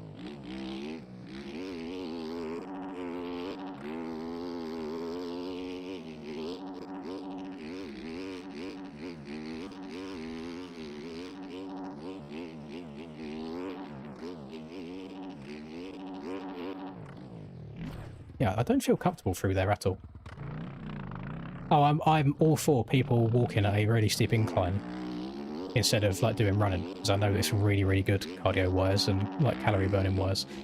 But you have to actually be doing it. Like, take your arms off and actually walk up that incline. Like, if you're holding on whilst doing incline, you're not actually doing the incline.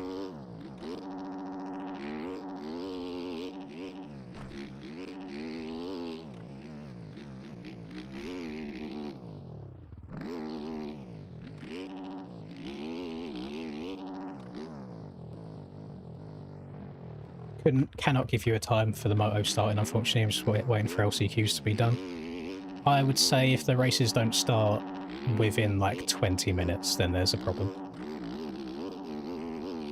That's all just guesswork, unfortunately.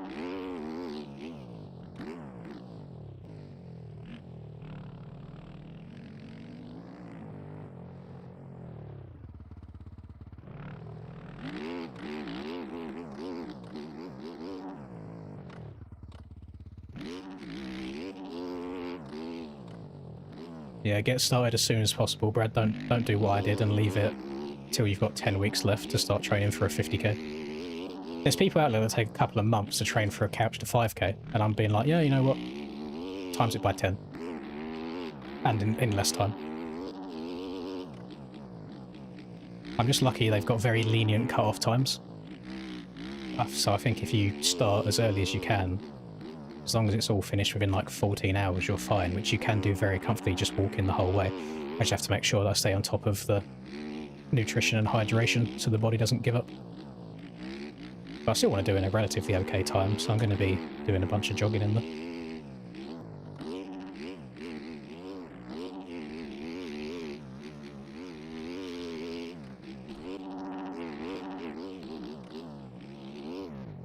Whoa! Keep her up on 2 wheels.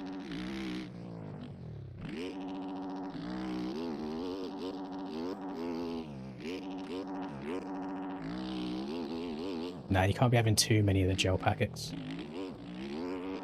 I have like 2 an hour. I don't want to just do gel, so I want to alternate. We take some like salted crisps.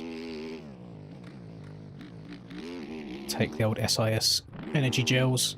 Take some kind of like flapjacks. Take some sweets. Just stuff to keep like the sugar and the carbs and everything high.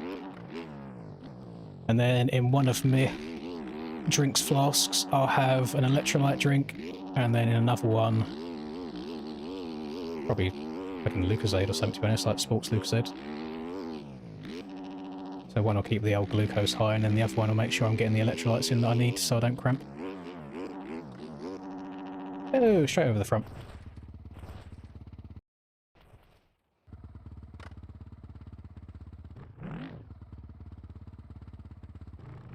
Gym should have more employees explaining how things work. I mean, all the machines have stickers on, don't they? To show you how to use them.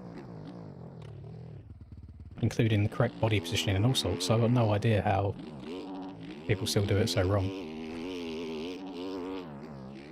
But it's like everyone learns, so I don't make fun of people working out incorrectly, but it's the ones that work out inconsiderately that annoy me. So if someone's doing a lat pull down and they do their last rep and they literally just let go of it and drop it from the bottom so it pings all the way up and then fucking makes a massive bang, it's like, why?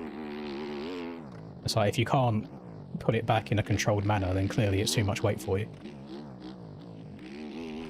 I understand making a lot of noise doing deadlifts and things like that, because that isn't all out exercise. When you're fucking throwing dumbbells around and dropping weights constantly, it just pisses me off.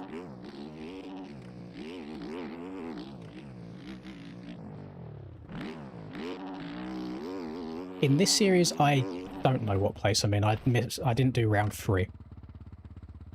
They done an announcement in their Discord server the other day about the top 5, and I wasn't there, so I'm outside the top 5. This one's not too deep. Oh no, I don't talk to anybody at the gym. I keep to myself.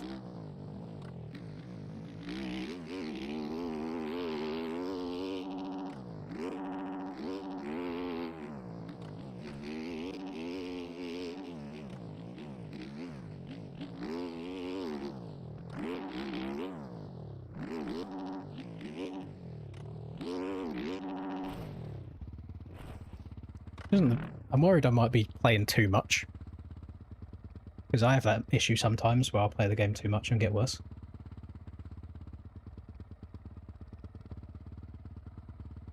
Yeah, I mean, obviously I'm not doing any, like, weight stuff at the moment. If I do, it would just purely be leg related. But I'm a very firm believer of, if you can't do it with perfect form, then lower the weight. Like, I never ego lift.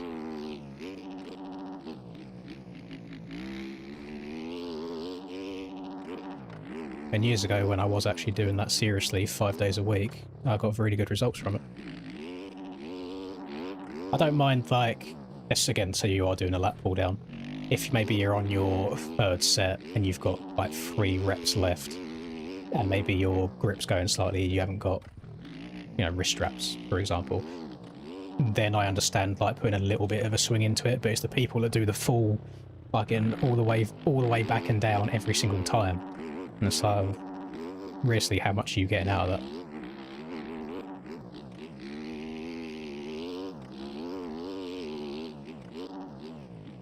Like, I know there's videos out there of people like Arnold doing pull downs like that, and so you have to understand, buddy's roided to the fucking gills. He can look at a weight and grow.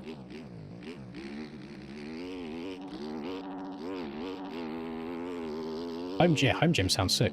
I would love a home gym.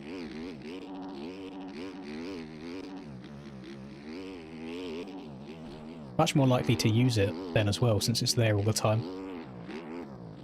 I think the biggest factor in going to the gym consistently is just going to it. Like, once you're there, it's fine.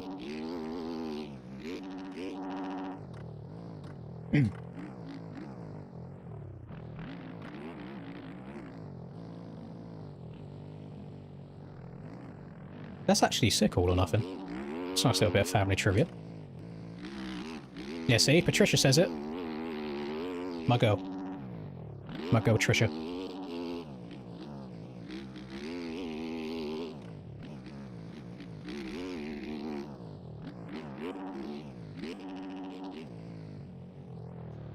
Home gym or home gym?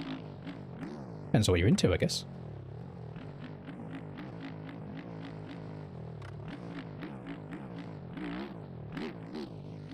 I got terrible ankle mobility. So I've just never even bothered trying to squat any reasonable amount of weight. I usually fuck off squats and will do hack squats or, you know, like leg press stuff instead of doing a actual proper squat. There is no arse to grass around these parts for me. My ankle mobility is horrendous.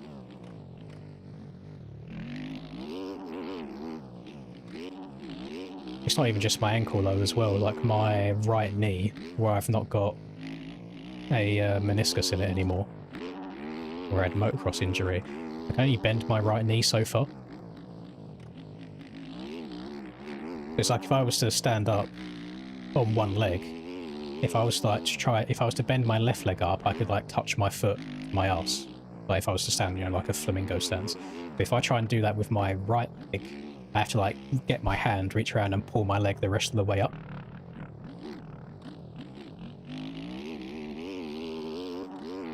You ain't got the movement. Not doing any weight training and purely cardio sounds pretty dumb. Not when my goal is 50-kilometer endurance race, running race. I'm training specific, unfortunately. As soon as that race is done, then yes, I'll be incorporating weights into it as well, because I love lifting weights when I've done it in the past. But there is no benefit in me going and doing an arm day when they're not going to help me run 50 kilometers.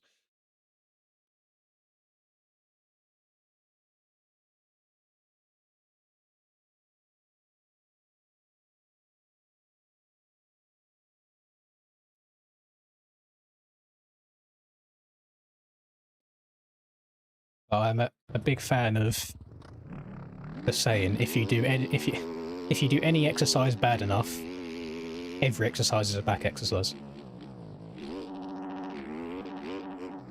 which I can't afford because I don't have the best back as it is anyway. Combination of two things: I had a operation when I was younger called a lumbar puncture, which gives me a bad back very easily. Second one is I sit in this chair for quite a lot during the day.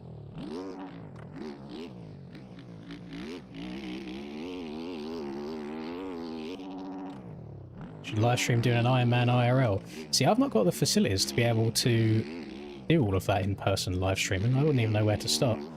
But here is something that I have considered, and I do have the equipment for this. Wouldn't be a live stream. I have considered whacking a chest cam on for the 50k and recording the whole thing, and then turning it into a video in some way. But then I have all these other thoughts like, oh, should I turn it into like a full-on video of like training and beforehand and this, that and the other? And it's like, don't know if I want to do that at the same time, because I also imagine when I eventually get to the finish, I'm probably going to be very, very emotional because of what it's for. And I don't know if I wanted people to see me ugly crying on the internet. So no, haven't thought about it yet. But I have got a chest harness. Slap the old GoPro on, just get a recording for 12 hours straight.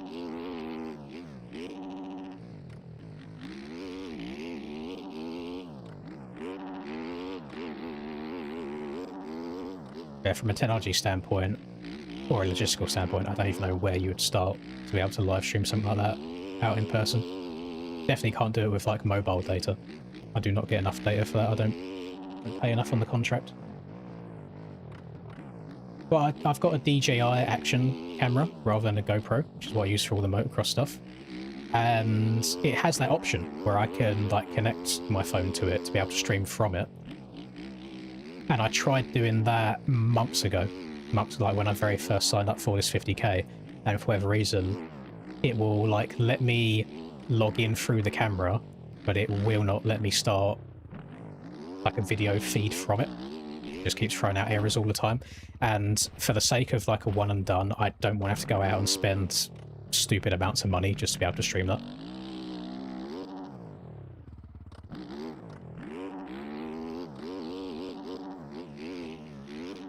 Does anybody know where we're at in the night so far? So I'm going to need some advice on when to join, or like when race server's up and when I can join it. Because I'm scared to open Discord for the frames. So yeah, I've not got the facilities to live stream it, but I still thought that recording a bunch of it and turning it into a video might be good as well.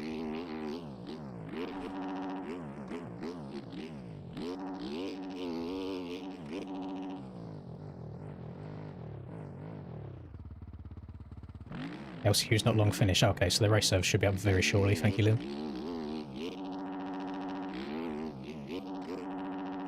Yeah, I haven't really been practicing much, have I? I've just been riding around. Oh, I know that I'm gonna just be a puddle at the end of it. And really the only thing stopping you from doing it is your brain. Because the body will give up much longer before the brain does. So as long as you can keep fueling right, you can go for a lot longer than you think, even with not an insane amount of preparation. And as long as I stay on top of the feet as well. So there's three main stops throughout it, like one at 12.5 kilometers, one at 25, one at 37.5. I am going to be changing socks at every single one. I'm going to be doing a full inspection to see like the start of blisters and putting like a moleskin on them. Also, I'm going to be so on it. I've got like a white tape that I used to use for rock climbing. Like if I'd get like a blister on my fingers, I'd tape them up. I'm going to be taking that with me, just wrapping that shit up as soon as it starts forming as well. I've seen like all sorts of like pictures from these long races, like people's just toenails just falling off. And it's like, yeah, great, love that.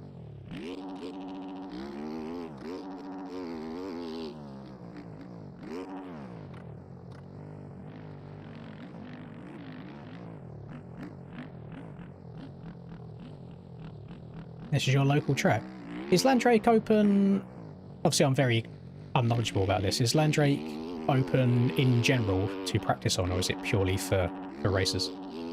Because it's one of them UK tracks that I've just never been to.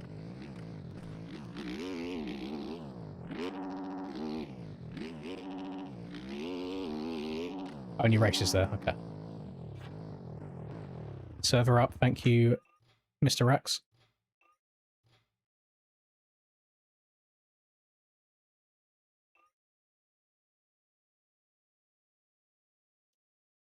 No, I've not got a fancy Blackstone grill, unfortunately, J Steels. I just have to do mine in a frying pan. But I do enjoy myself, or making myself and Linda a smash burger. Really, really good. Do have to limit myself at the moment, though. You know, just trying to keep the calories low. Lose a bit of timber before the running, because, you know, the lighter I am at race time, the easier the race will be.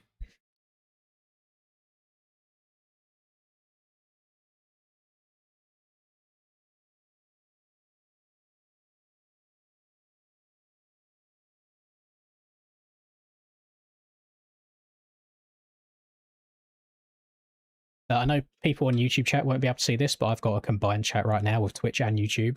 Just want to throw it out there that Troy just went onto my Twitch chat and called me black. Not my YouTuber. Could never be. Just thought I'd throw that out there for people's information.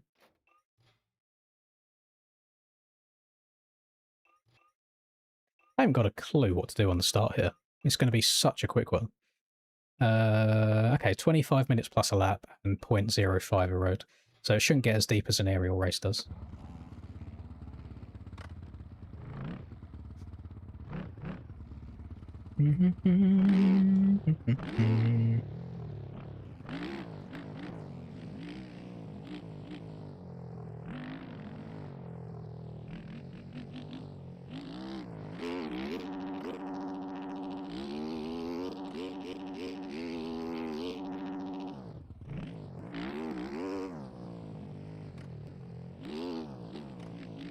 Test start.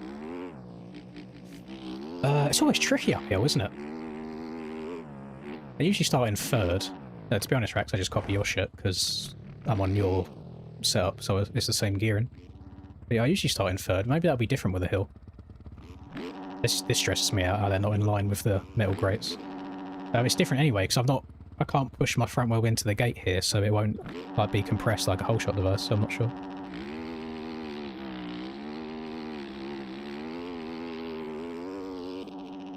Yeah, third's not too bad. That first corner is going to be chaos. Chaos, chaos, chaos.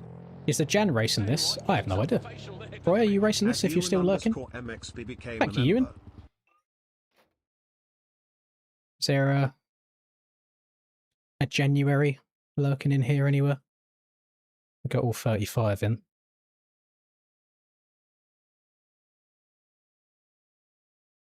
No, don't see him.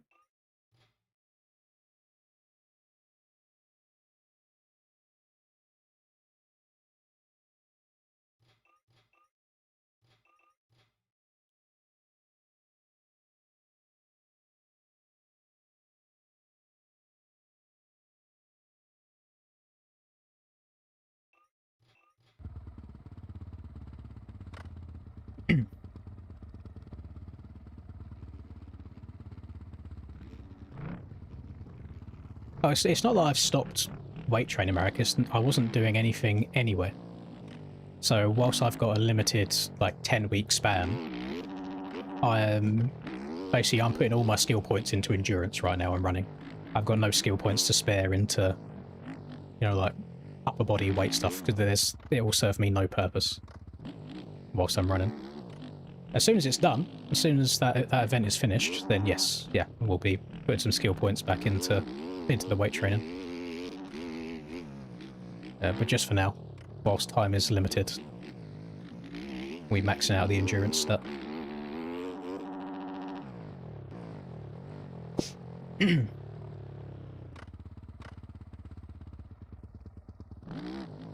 I'm almost 5,700 hours now. I wish there was a... well, there might be. Is there a way to break down on Steam your hours of the game, like, per year? Because I'm getting very, very close to having played this game for 7 years now. But I feel like I was definitely getting over 1,000 in the each of the first couple of years. So I've definitely, like, dropped off a lot recently in how many I'm putting into it. No way we're going already. Oh my god, that was so quick. Ariel, take notes. Okay, I'm going to minimize the chat. And race 1. We'll see if it gets red flagged. But no idea. Concerning me how far inside all of the fast boys are. Kind of out here by myself. But we'll see. We'll see. Wish me luck. 25 minutes plus 1 on a very tricky and treacherous track. See how it goes. Yeah, no championship implications on this. I'm not in points by any means. I missed the last round. But it's still always nice to try and do well. We'll try and get like a top 5 first. And then if we do that, we'll try and get a podium. Because the qualifying lap was not good. I'm pretty sure I was outside the top 10 overall.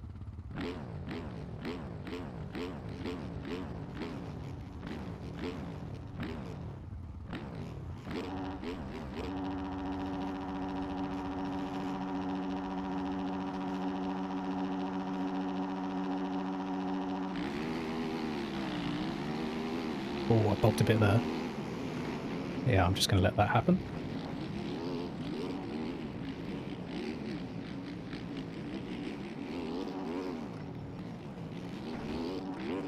Just want to stay away from people because I know the collisions are still wonky as well.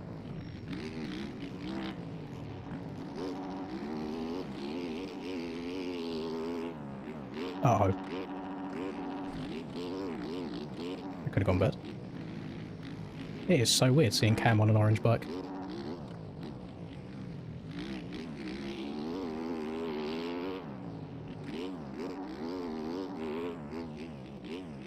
Dark's just got cupped by the collisions as well. Cam carried him for so far.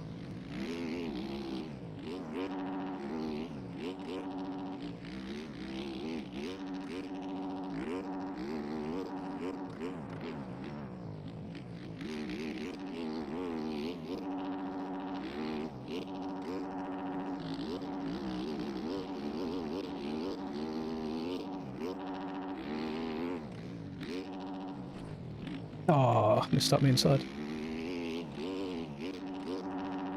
Oh.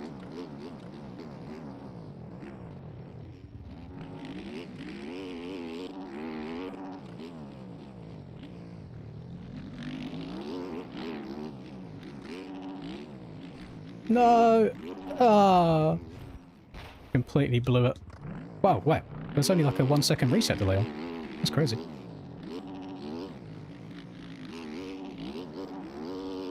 Okay, I thought that would be worse than it was.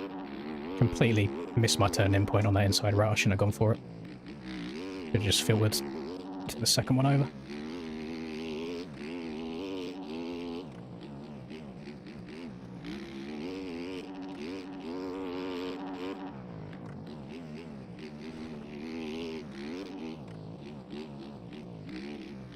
Frank's kind of zooming around the track. Love to see that. Not going to love having to try and pass him in a bit, because the ping's going to go kind of crazy. But I might crash before I get to him anyway.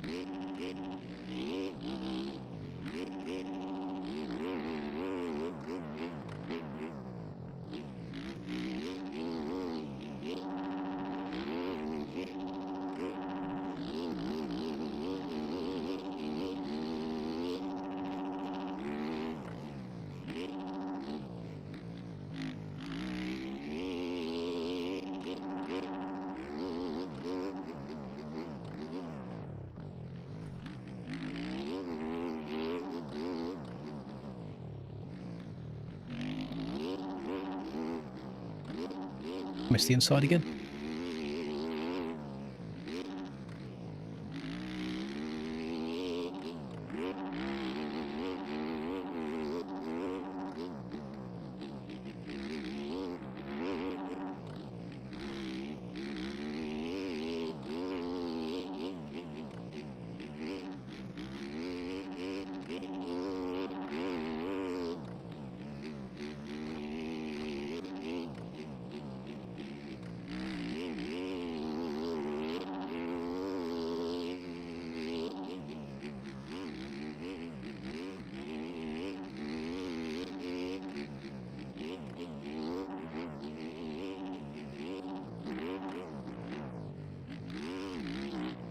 Jesus Christ, that section is sketchy already.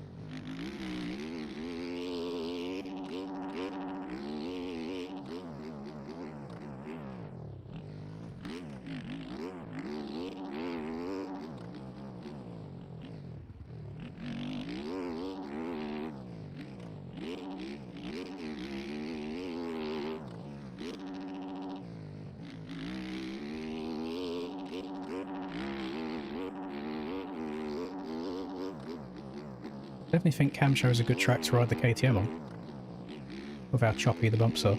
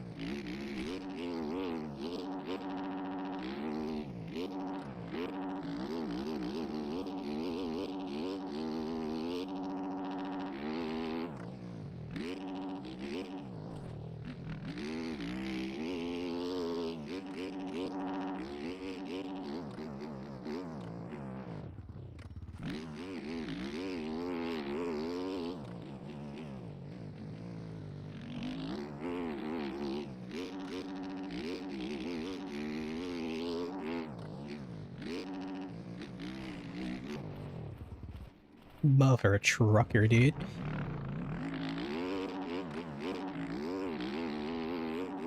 Ace was very good there. Actually catching Cam a little.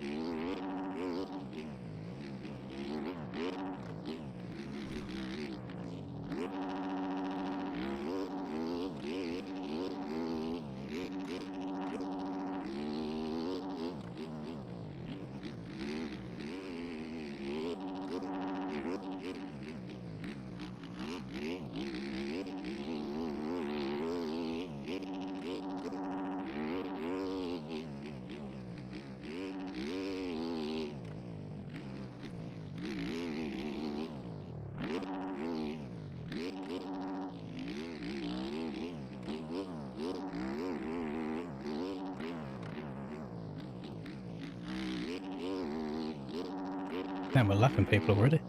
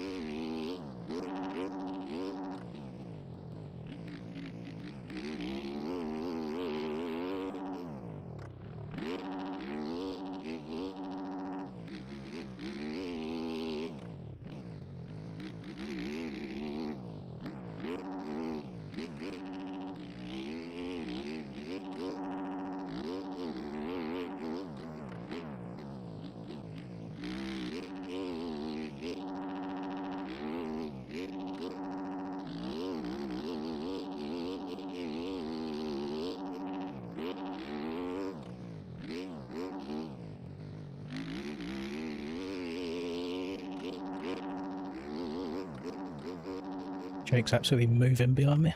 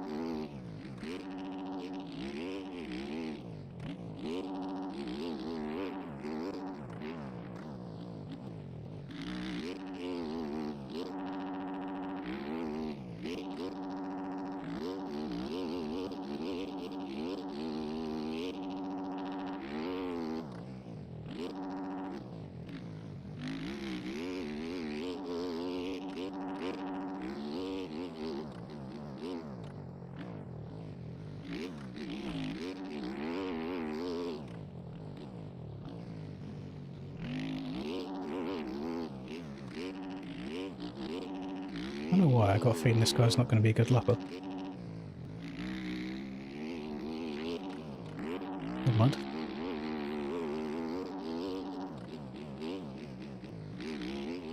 W lapper.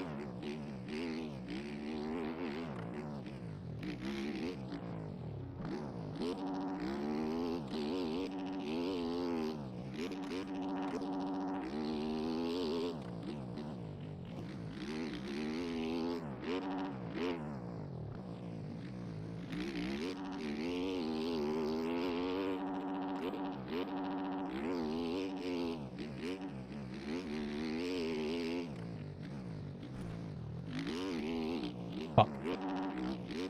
Lose me some time.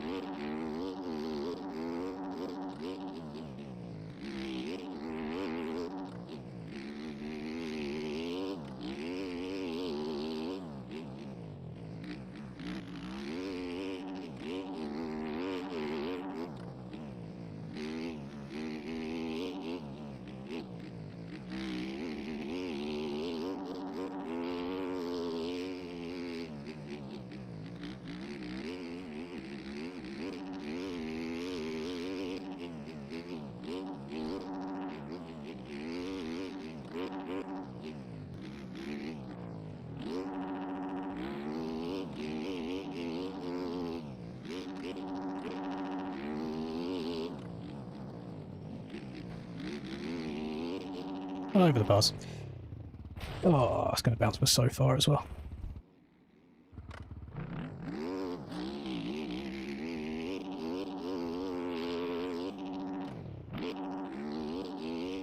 I'm not unhappy about the speed that I'm going right now, though.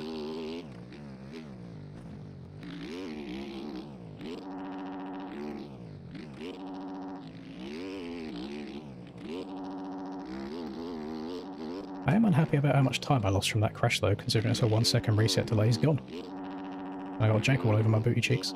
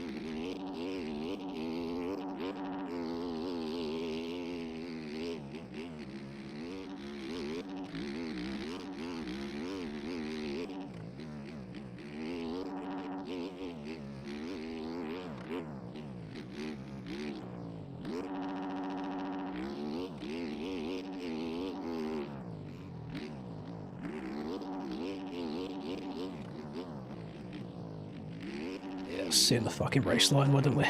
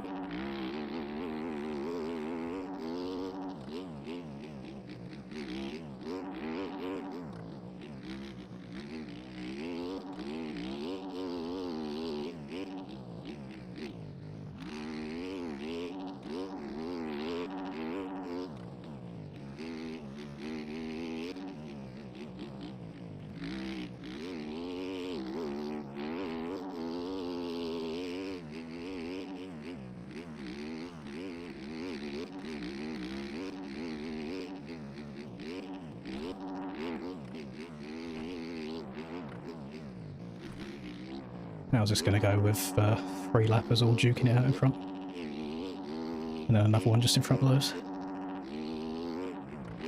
Oh, well. Haven't found out what's going to happen.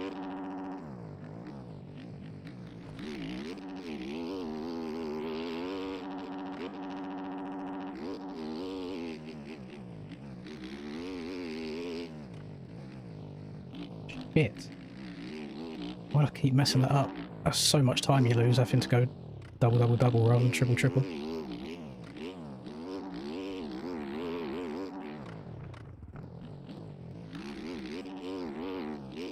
I reckon Jake's got this. He's been zooming the second half of the race.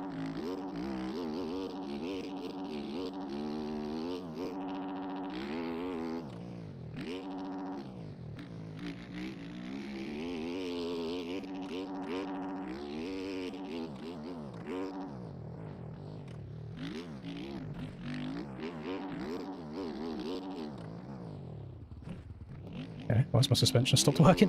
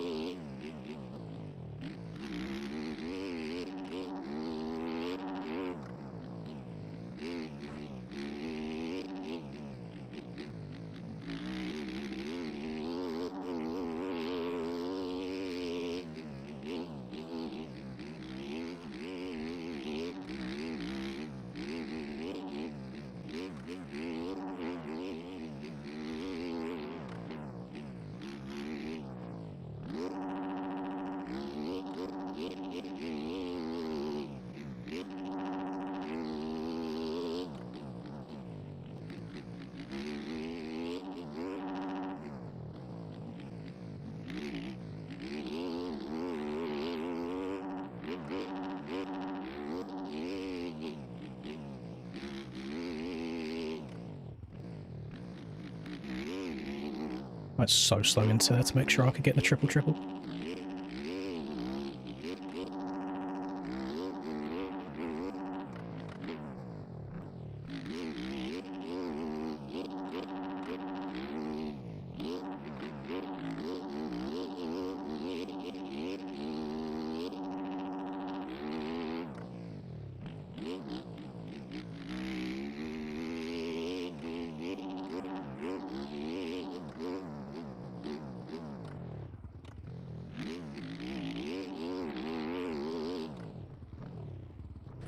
Oh my god. Oh my god. 2 laps in a row. What the fuck?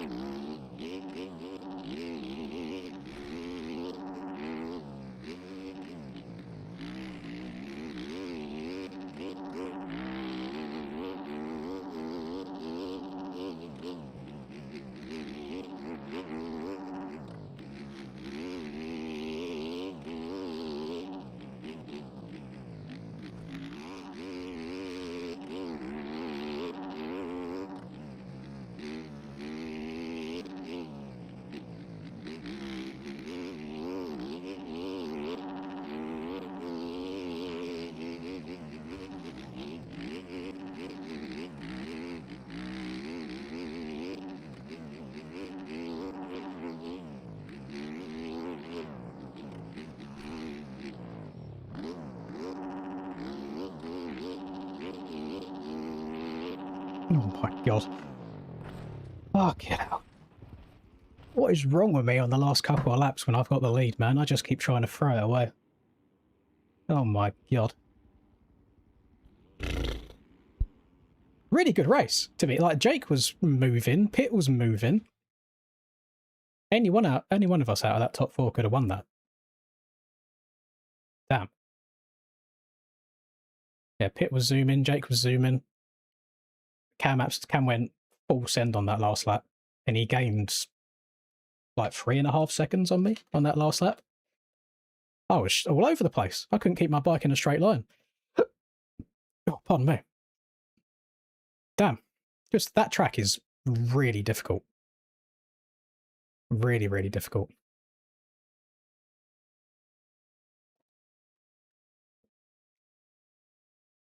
Oh.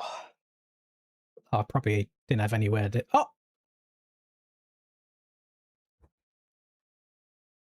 Is that faster than my qualifying time?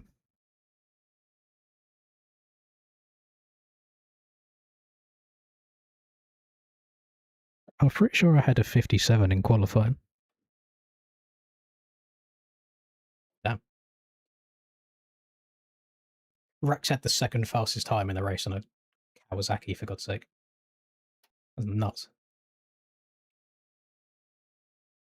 Good stuff, though. It was a fun race, but yeah, that track is really, really tricky. Like, really, really, really tricky. Hmm. Oh, you gained like 3.5 seconds on me on the last lap, Cam. I used full send mode. Both Pitt and Jake were there the entire time as well. That was good stuff. I'm saying, like, I've got nothing against Chromesy, by the way. Bro is flying. Absolutely flying compared to what he was doing in GPs. So if he's locked in and he's barking now, then GG. But my god, he pulled 2 fat hole shots at Millville. He was in second place when I saw him on the track there, so I don't know if he got the whole shot. He did get the whole shot there. He got a whole shot here as well. Got a whole shot there. Really good qualifying time, and he got 6th. So bro's locked in. Or there's some suspicious activity going on, but I like to think that he's locked in. Because there's no point throwing out accusations without any proof.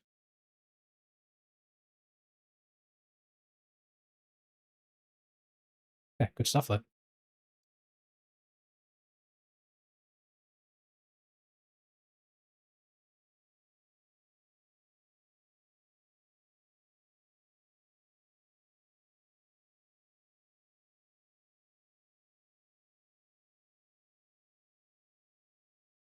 Hmm. I qualified with a 57.6. Oh, so I did run faster in the race. That's funny. Okay, really, really tricky track to be consistent on. It's a nice combination of ruts, because there's some ruts that are really shallow, so it's easy to lean over too far and slide out. There's some ruts that are really deep where it's easy to lean over too far and tag your handlebars and crash. But there's a good mix, really good mix of ruts in there. There's some that are just so sketchy, like the start corner, and then that whole next downhill all the way into that right 90 before the finish. That's like just hold on for dear life and just pray you make it through.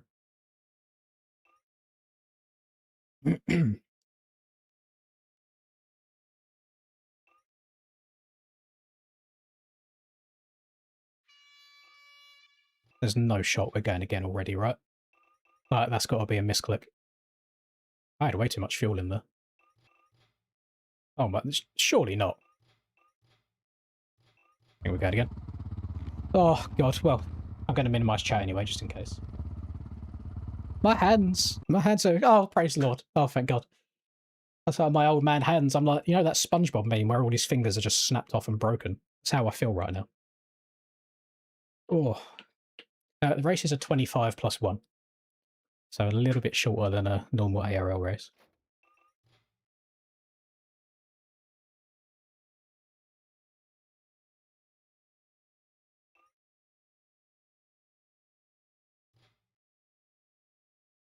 But you had the second fastest lap in the race rack, so you was moving. Not sure what to do different out the gate, though. It's exactly the same start technique that I have been using. It's exactly the same as what I used at Millville. And at Millville, I had 2 really good starts. Is it the same as... Oh, oh no, it's not the same. It's shorter. It's a little bit shorter, though, which is good for the uphill, because otherwise I'm going to bog.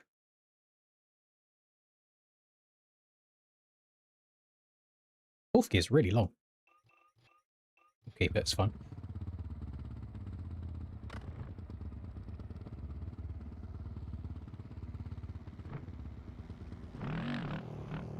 So there's definitely levels to it. You can go fast on other bikes. It's just the Yamaha is the best bike. And I know, for like me, for example, I wouldn't be able to try and compete for wins if I wasn't on it. Like, I mean, you guys know I've been trying to do that for a couple of years now, and coming up short all the time. So I just gotta go with the flow. Gotta ride the best bike, give myself the best opportunity. Wonder what Cam's faults were on the KTM in that race. Wonder if he'll ride it for next aerial round. He's doing a bit of soul searching at the moment. Because he says that he's riding bad, even though he's not riding bad. He's just been playing FIFA instead. But that just means he's not winning every race by a minute. So I guess in his mind, that's him racing bad. So for some reason, he's doing some like soul searching. Even though I don't think any soul searching is needed. I think it's just use what you have been using and just play a little bit more. But some of the Element boys have been running the KTM since GPs. So there's definitely some method to the madness. I think the KTM is definitely better in the super choppy stuff. But there's a lot of times where the back end of the KTM slides out where I feel like it wouldn't on the Yamaha. The Yamaha's a bit more of just like a diesel working its way through the track. One of the biggest sections where I think that's happening, I saw happening to Cam, is this right-hander at the top of the start hill. It looks like Cam's like back end skipping around a lot around here.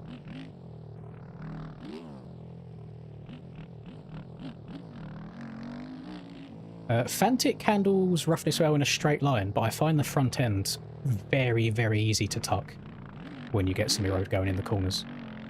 Like disgustingly easy to tuck. I saw Cam taking the second right here. Is it any good? It's not bad.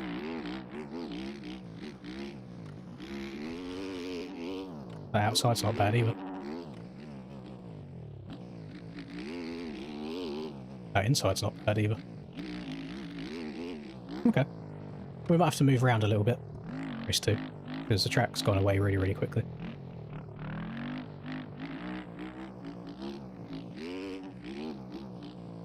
This I got the best of the best that send me subs, so I promise you the sub is worthy.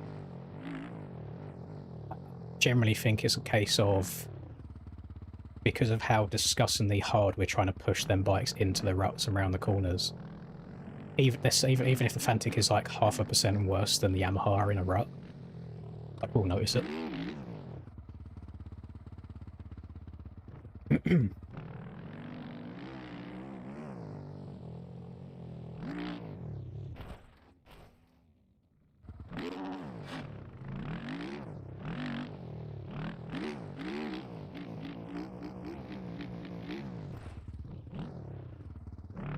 Well, 1 truss, I believe it.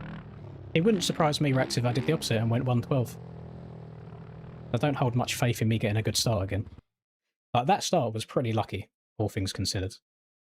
Because I checked up and tried going underneath everybody. Right. This might be it. Minimise chat. Fresh tyres, clean bike. A little bit less fuel than I used in the first one. Since the race is shorter, I still had 2.9 litres of fuel left at the end. It's like a 10th of a lap, a 10th of a second there. I'm going to try and lean, not lean as far forwards this time, see if it helps. Who's on the limiter already? Damn, bro's eager.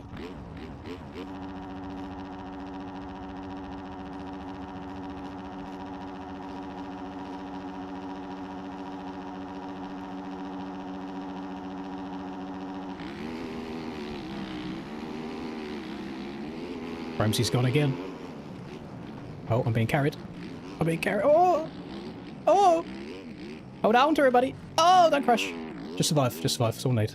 Oh, God. Let's survive and come out like 10th and to go down and be 30th.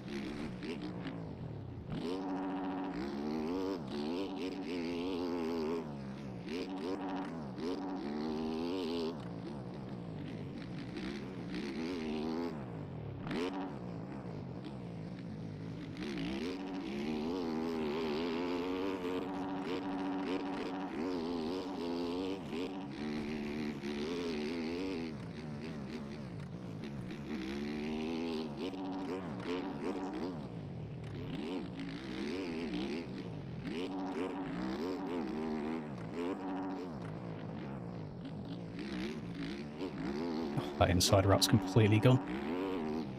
Just like riding over it instead now.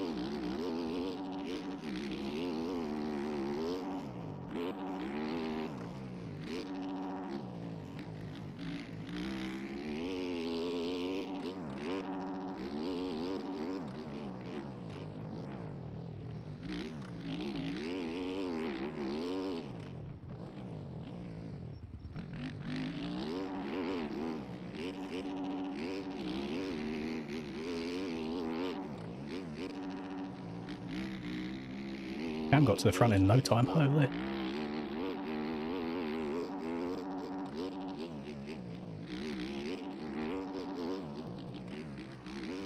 Oh. Yeah, I'm not sure about that second rut there. I'm just going to try and take some different lines on this opening lap or so.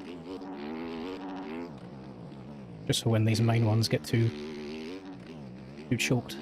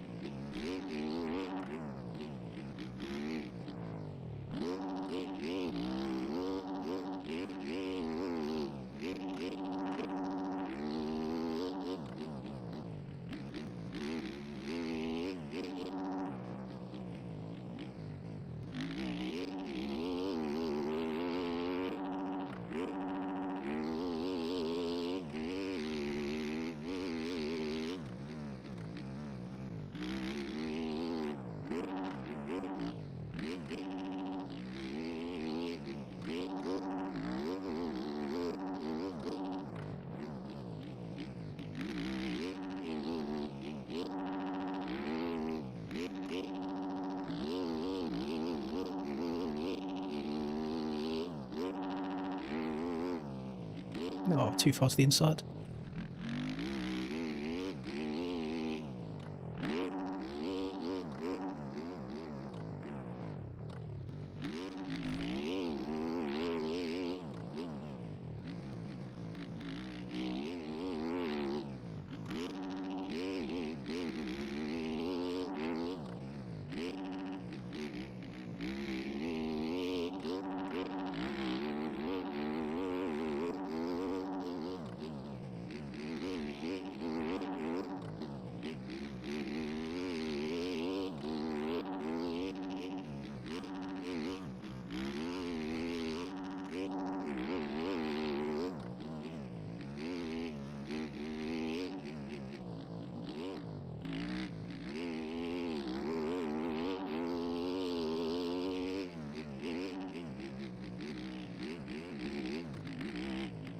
Oh, I didn't want to turn.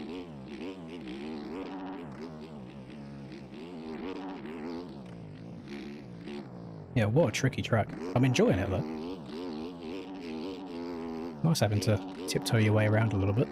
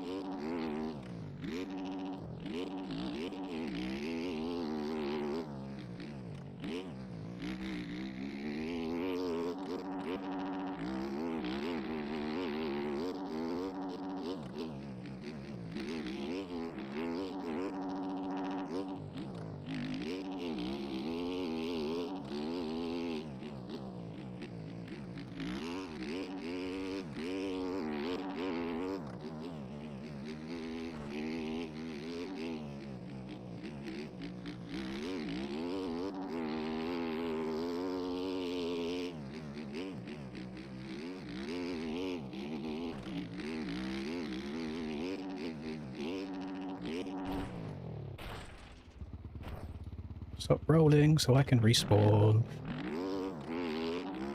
It was just not 4-second gap, was it? We land for?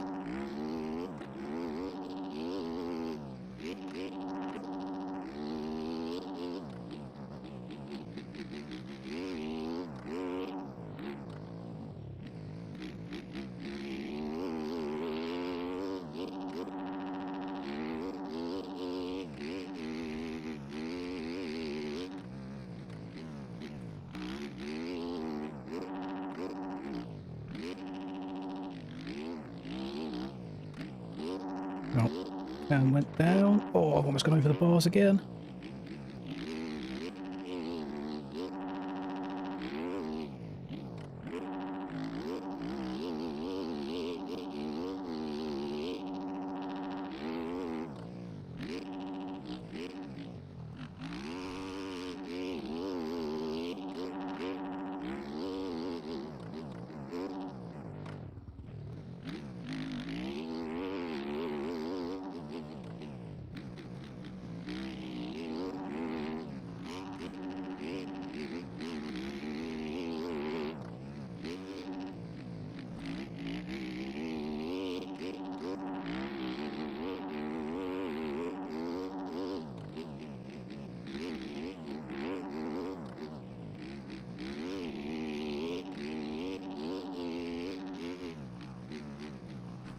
Fuck. I'm having trouble just getting the front end to grip and turn me into the corners. We're picking up a bunch of cuts everywhere. No, not good. Yeah, pit's absolutely zooming.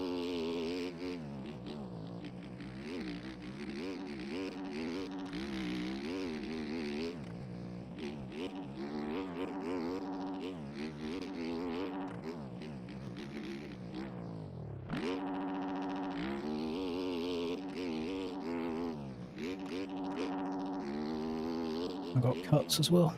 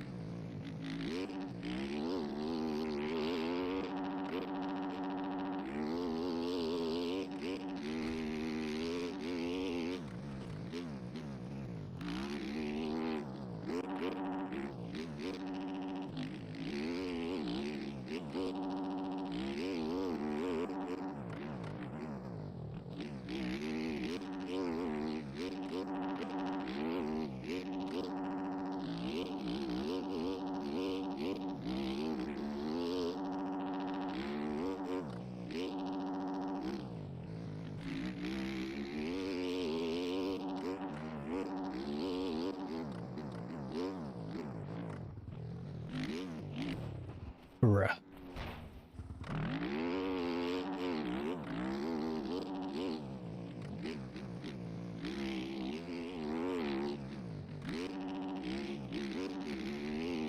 That's front three actually all running identical pace, and the pace is disgusting. Just an old man. Can't keep up with these young whippersnappers for this long.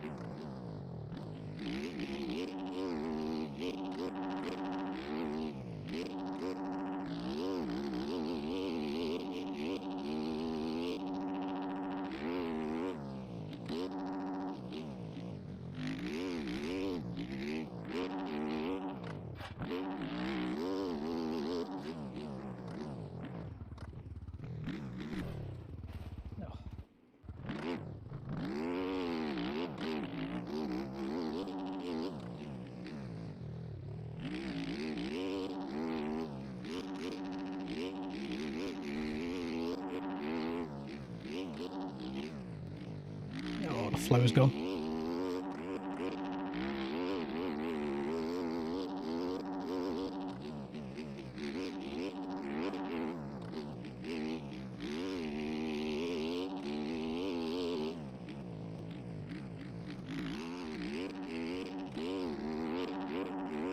Never had the guy in fourth before.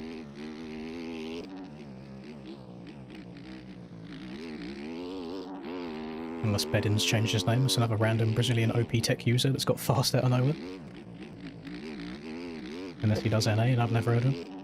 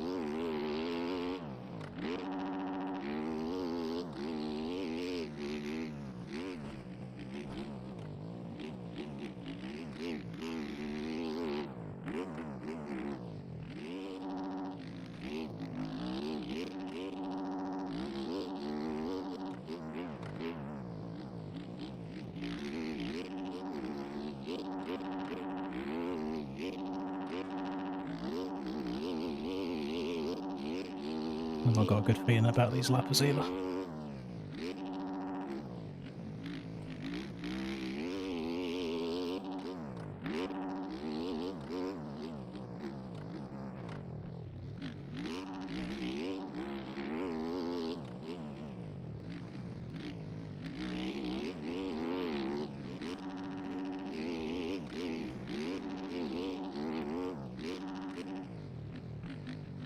Yeah, you hate to see it.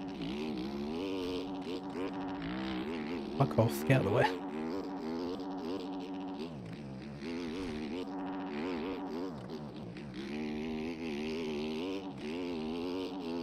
Right, it's made some mistakes behind, so... I mean, I think there's only one lap left. Cam's got a big enough lead, I think, to maintain it.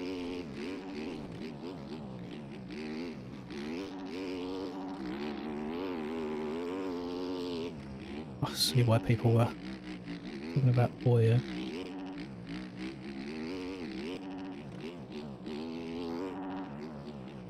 Yeah, there's one lap left. Oh, I'm dead. Oh, I haven't survived that. Unless Cam goes down. Don't see myself gaining 6 seconds in all that. 7.5 seconds. Just caught people at the wrong time. I mean, even if there was no lappers in front of me in the last 2 laps, it would have been a tall task to try and catch up with them. But it's just the places that I caught them in, it just threw me offline and lost so much time because of it. Obviously they don't know what lines we're taking, like, stuff switched up so much because of the erode. It is what it is. I still think I've had a pretty solid performance in these 2 motos. Very happy with my speed. And this track is disgustingly difficult, but very, very enjoyable as well. Oh, don't you tuck on me. About to have a wild drag back on the inside.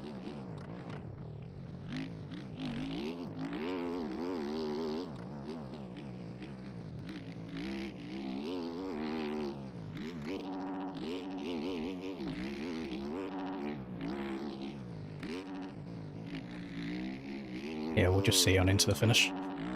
Oh, another overall that I didn't get though. Another one, just barely didn't get it. I tied on points with Tyler and Cam at Millville. And I got second out of those like tiebreakers, so I didn't get that overall. But there was a potential chance for an overall at Redbud, but I Rage Quit Moto won. So I didn't get that one. And then went 1-2 today, when Cam's gone 2-1. Just coming up a little bit short every time. But I still think it's... Well, since Red Bud Moto 2, I've definitely been playing much better than I have done for, like, well over a year.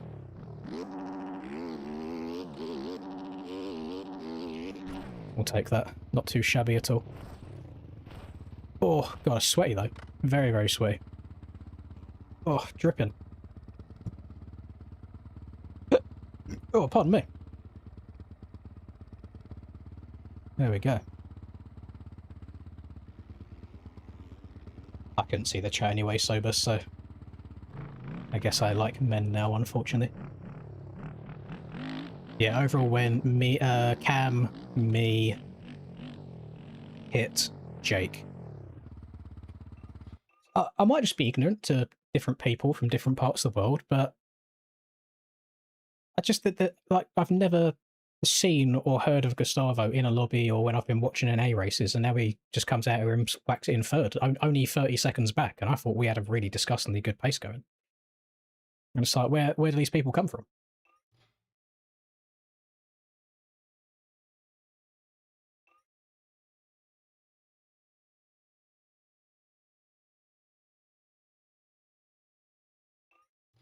Hmm.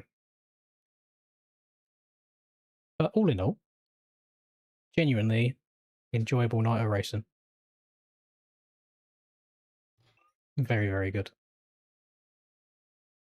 I'm surprised to see Boy as far down as he was, since he was absolutely munching in quali. I also find it odd that I didn't do round 3, so I don't know if he was there. But at both round 2 and now this one.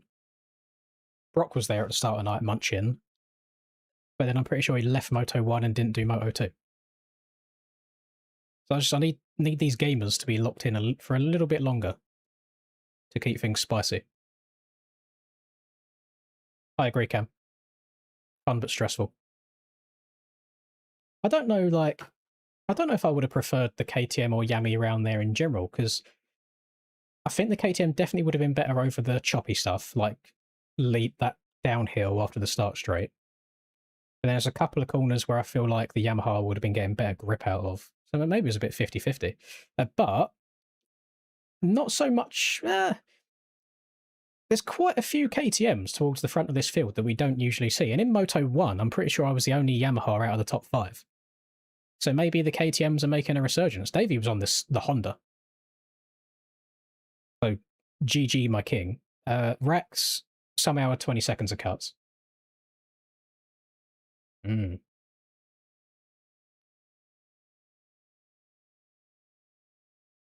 All in all, enjoyable. Good track, I think. Good track. Very technical track. Yes, be very locked in. My fastest lap of that race was on lap 12. So I definitely left it till late. Yeah, not too shabby at all. 14 for you, Tanner. Still not bad. It's not shabby. I'm almost getting a little bit too comfortable now that I'm starting to get to the back to the front. So I'm just going to start expecting it, and then when it doesn't happen for one round, I'm going to be like really fuming. I'm going to be pissed off. But yeah, maybe chat was the problem the whole time, because like I've had the chat on for years, to be fair. And even when I was like winning, or even when I won in 2024, I had the chat on. But what I think's happened is over the last 2 years or so, my speed had kind of stayed the same, and the rest of the competition had just improved. So I was getting left behind, and then obviously trying to ride different bikes all the time. The Yamaha is just so much better, like so much better. It feels so nice. But yeah, since I accidentally closed the chat midway through Redbud Moto 2, and I won, I've had it off for every other race, and they've all gone really well. My speed's been really good, and I've been locked in. And yeah, to be fair, the AJP boys have been telling me to turn chat off for a very long time. So I'll keep doing it. I'll keep doing it as long as I'm getting good results. Real life racing, I'm not racing this weekend. I am racing the weekend after. That'll be my first time riding in like 5 weeks, I think. So not looking forward to the arm pump there. Yeah, good stuff. Hopefully made your Monday decently entertaining. Enjoy the rest of your night. I'm going to shower. I'm going to go to the gym and go on the Stairmaster, unfortunately. Hopefully I last 5 minutes or longer. We'll see. But yeah, enjoy the rest of your nights. Appreciate it. And good night.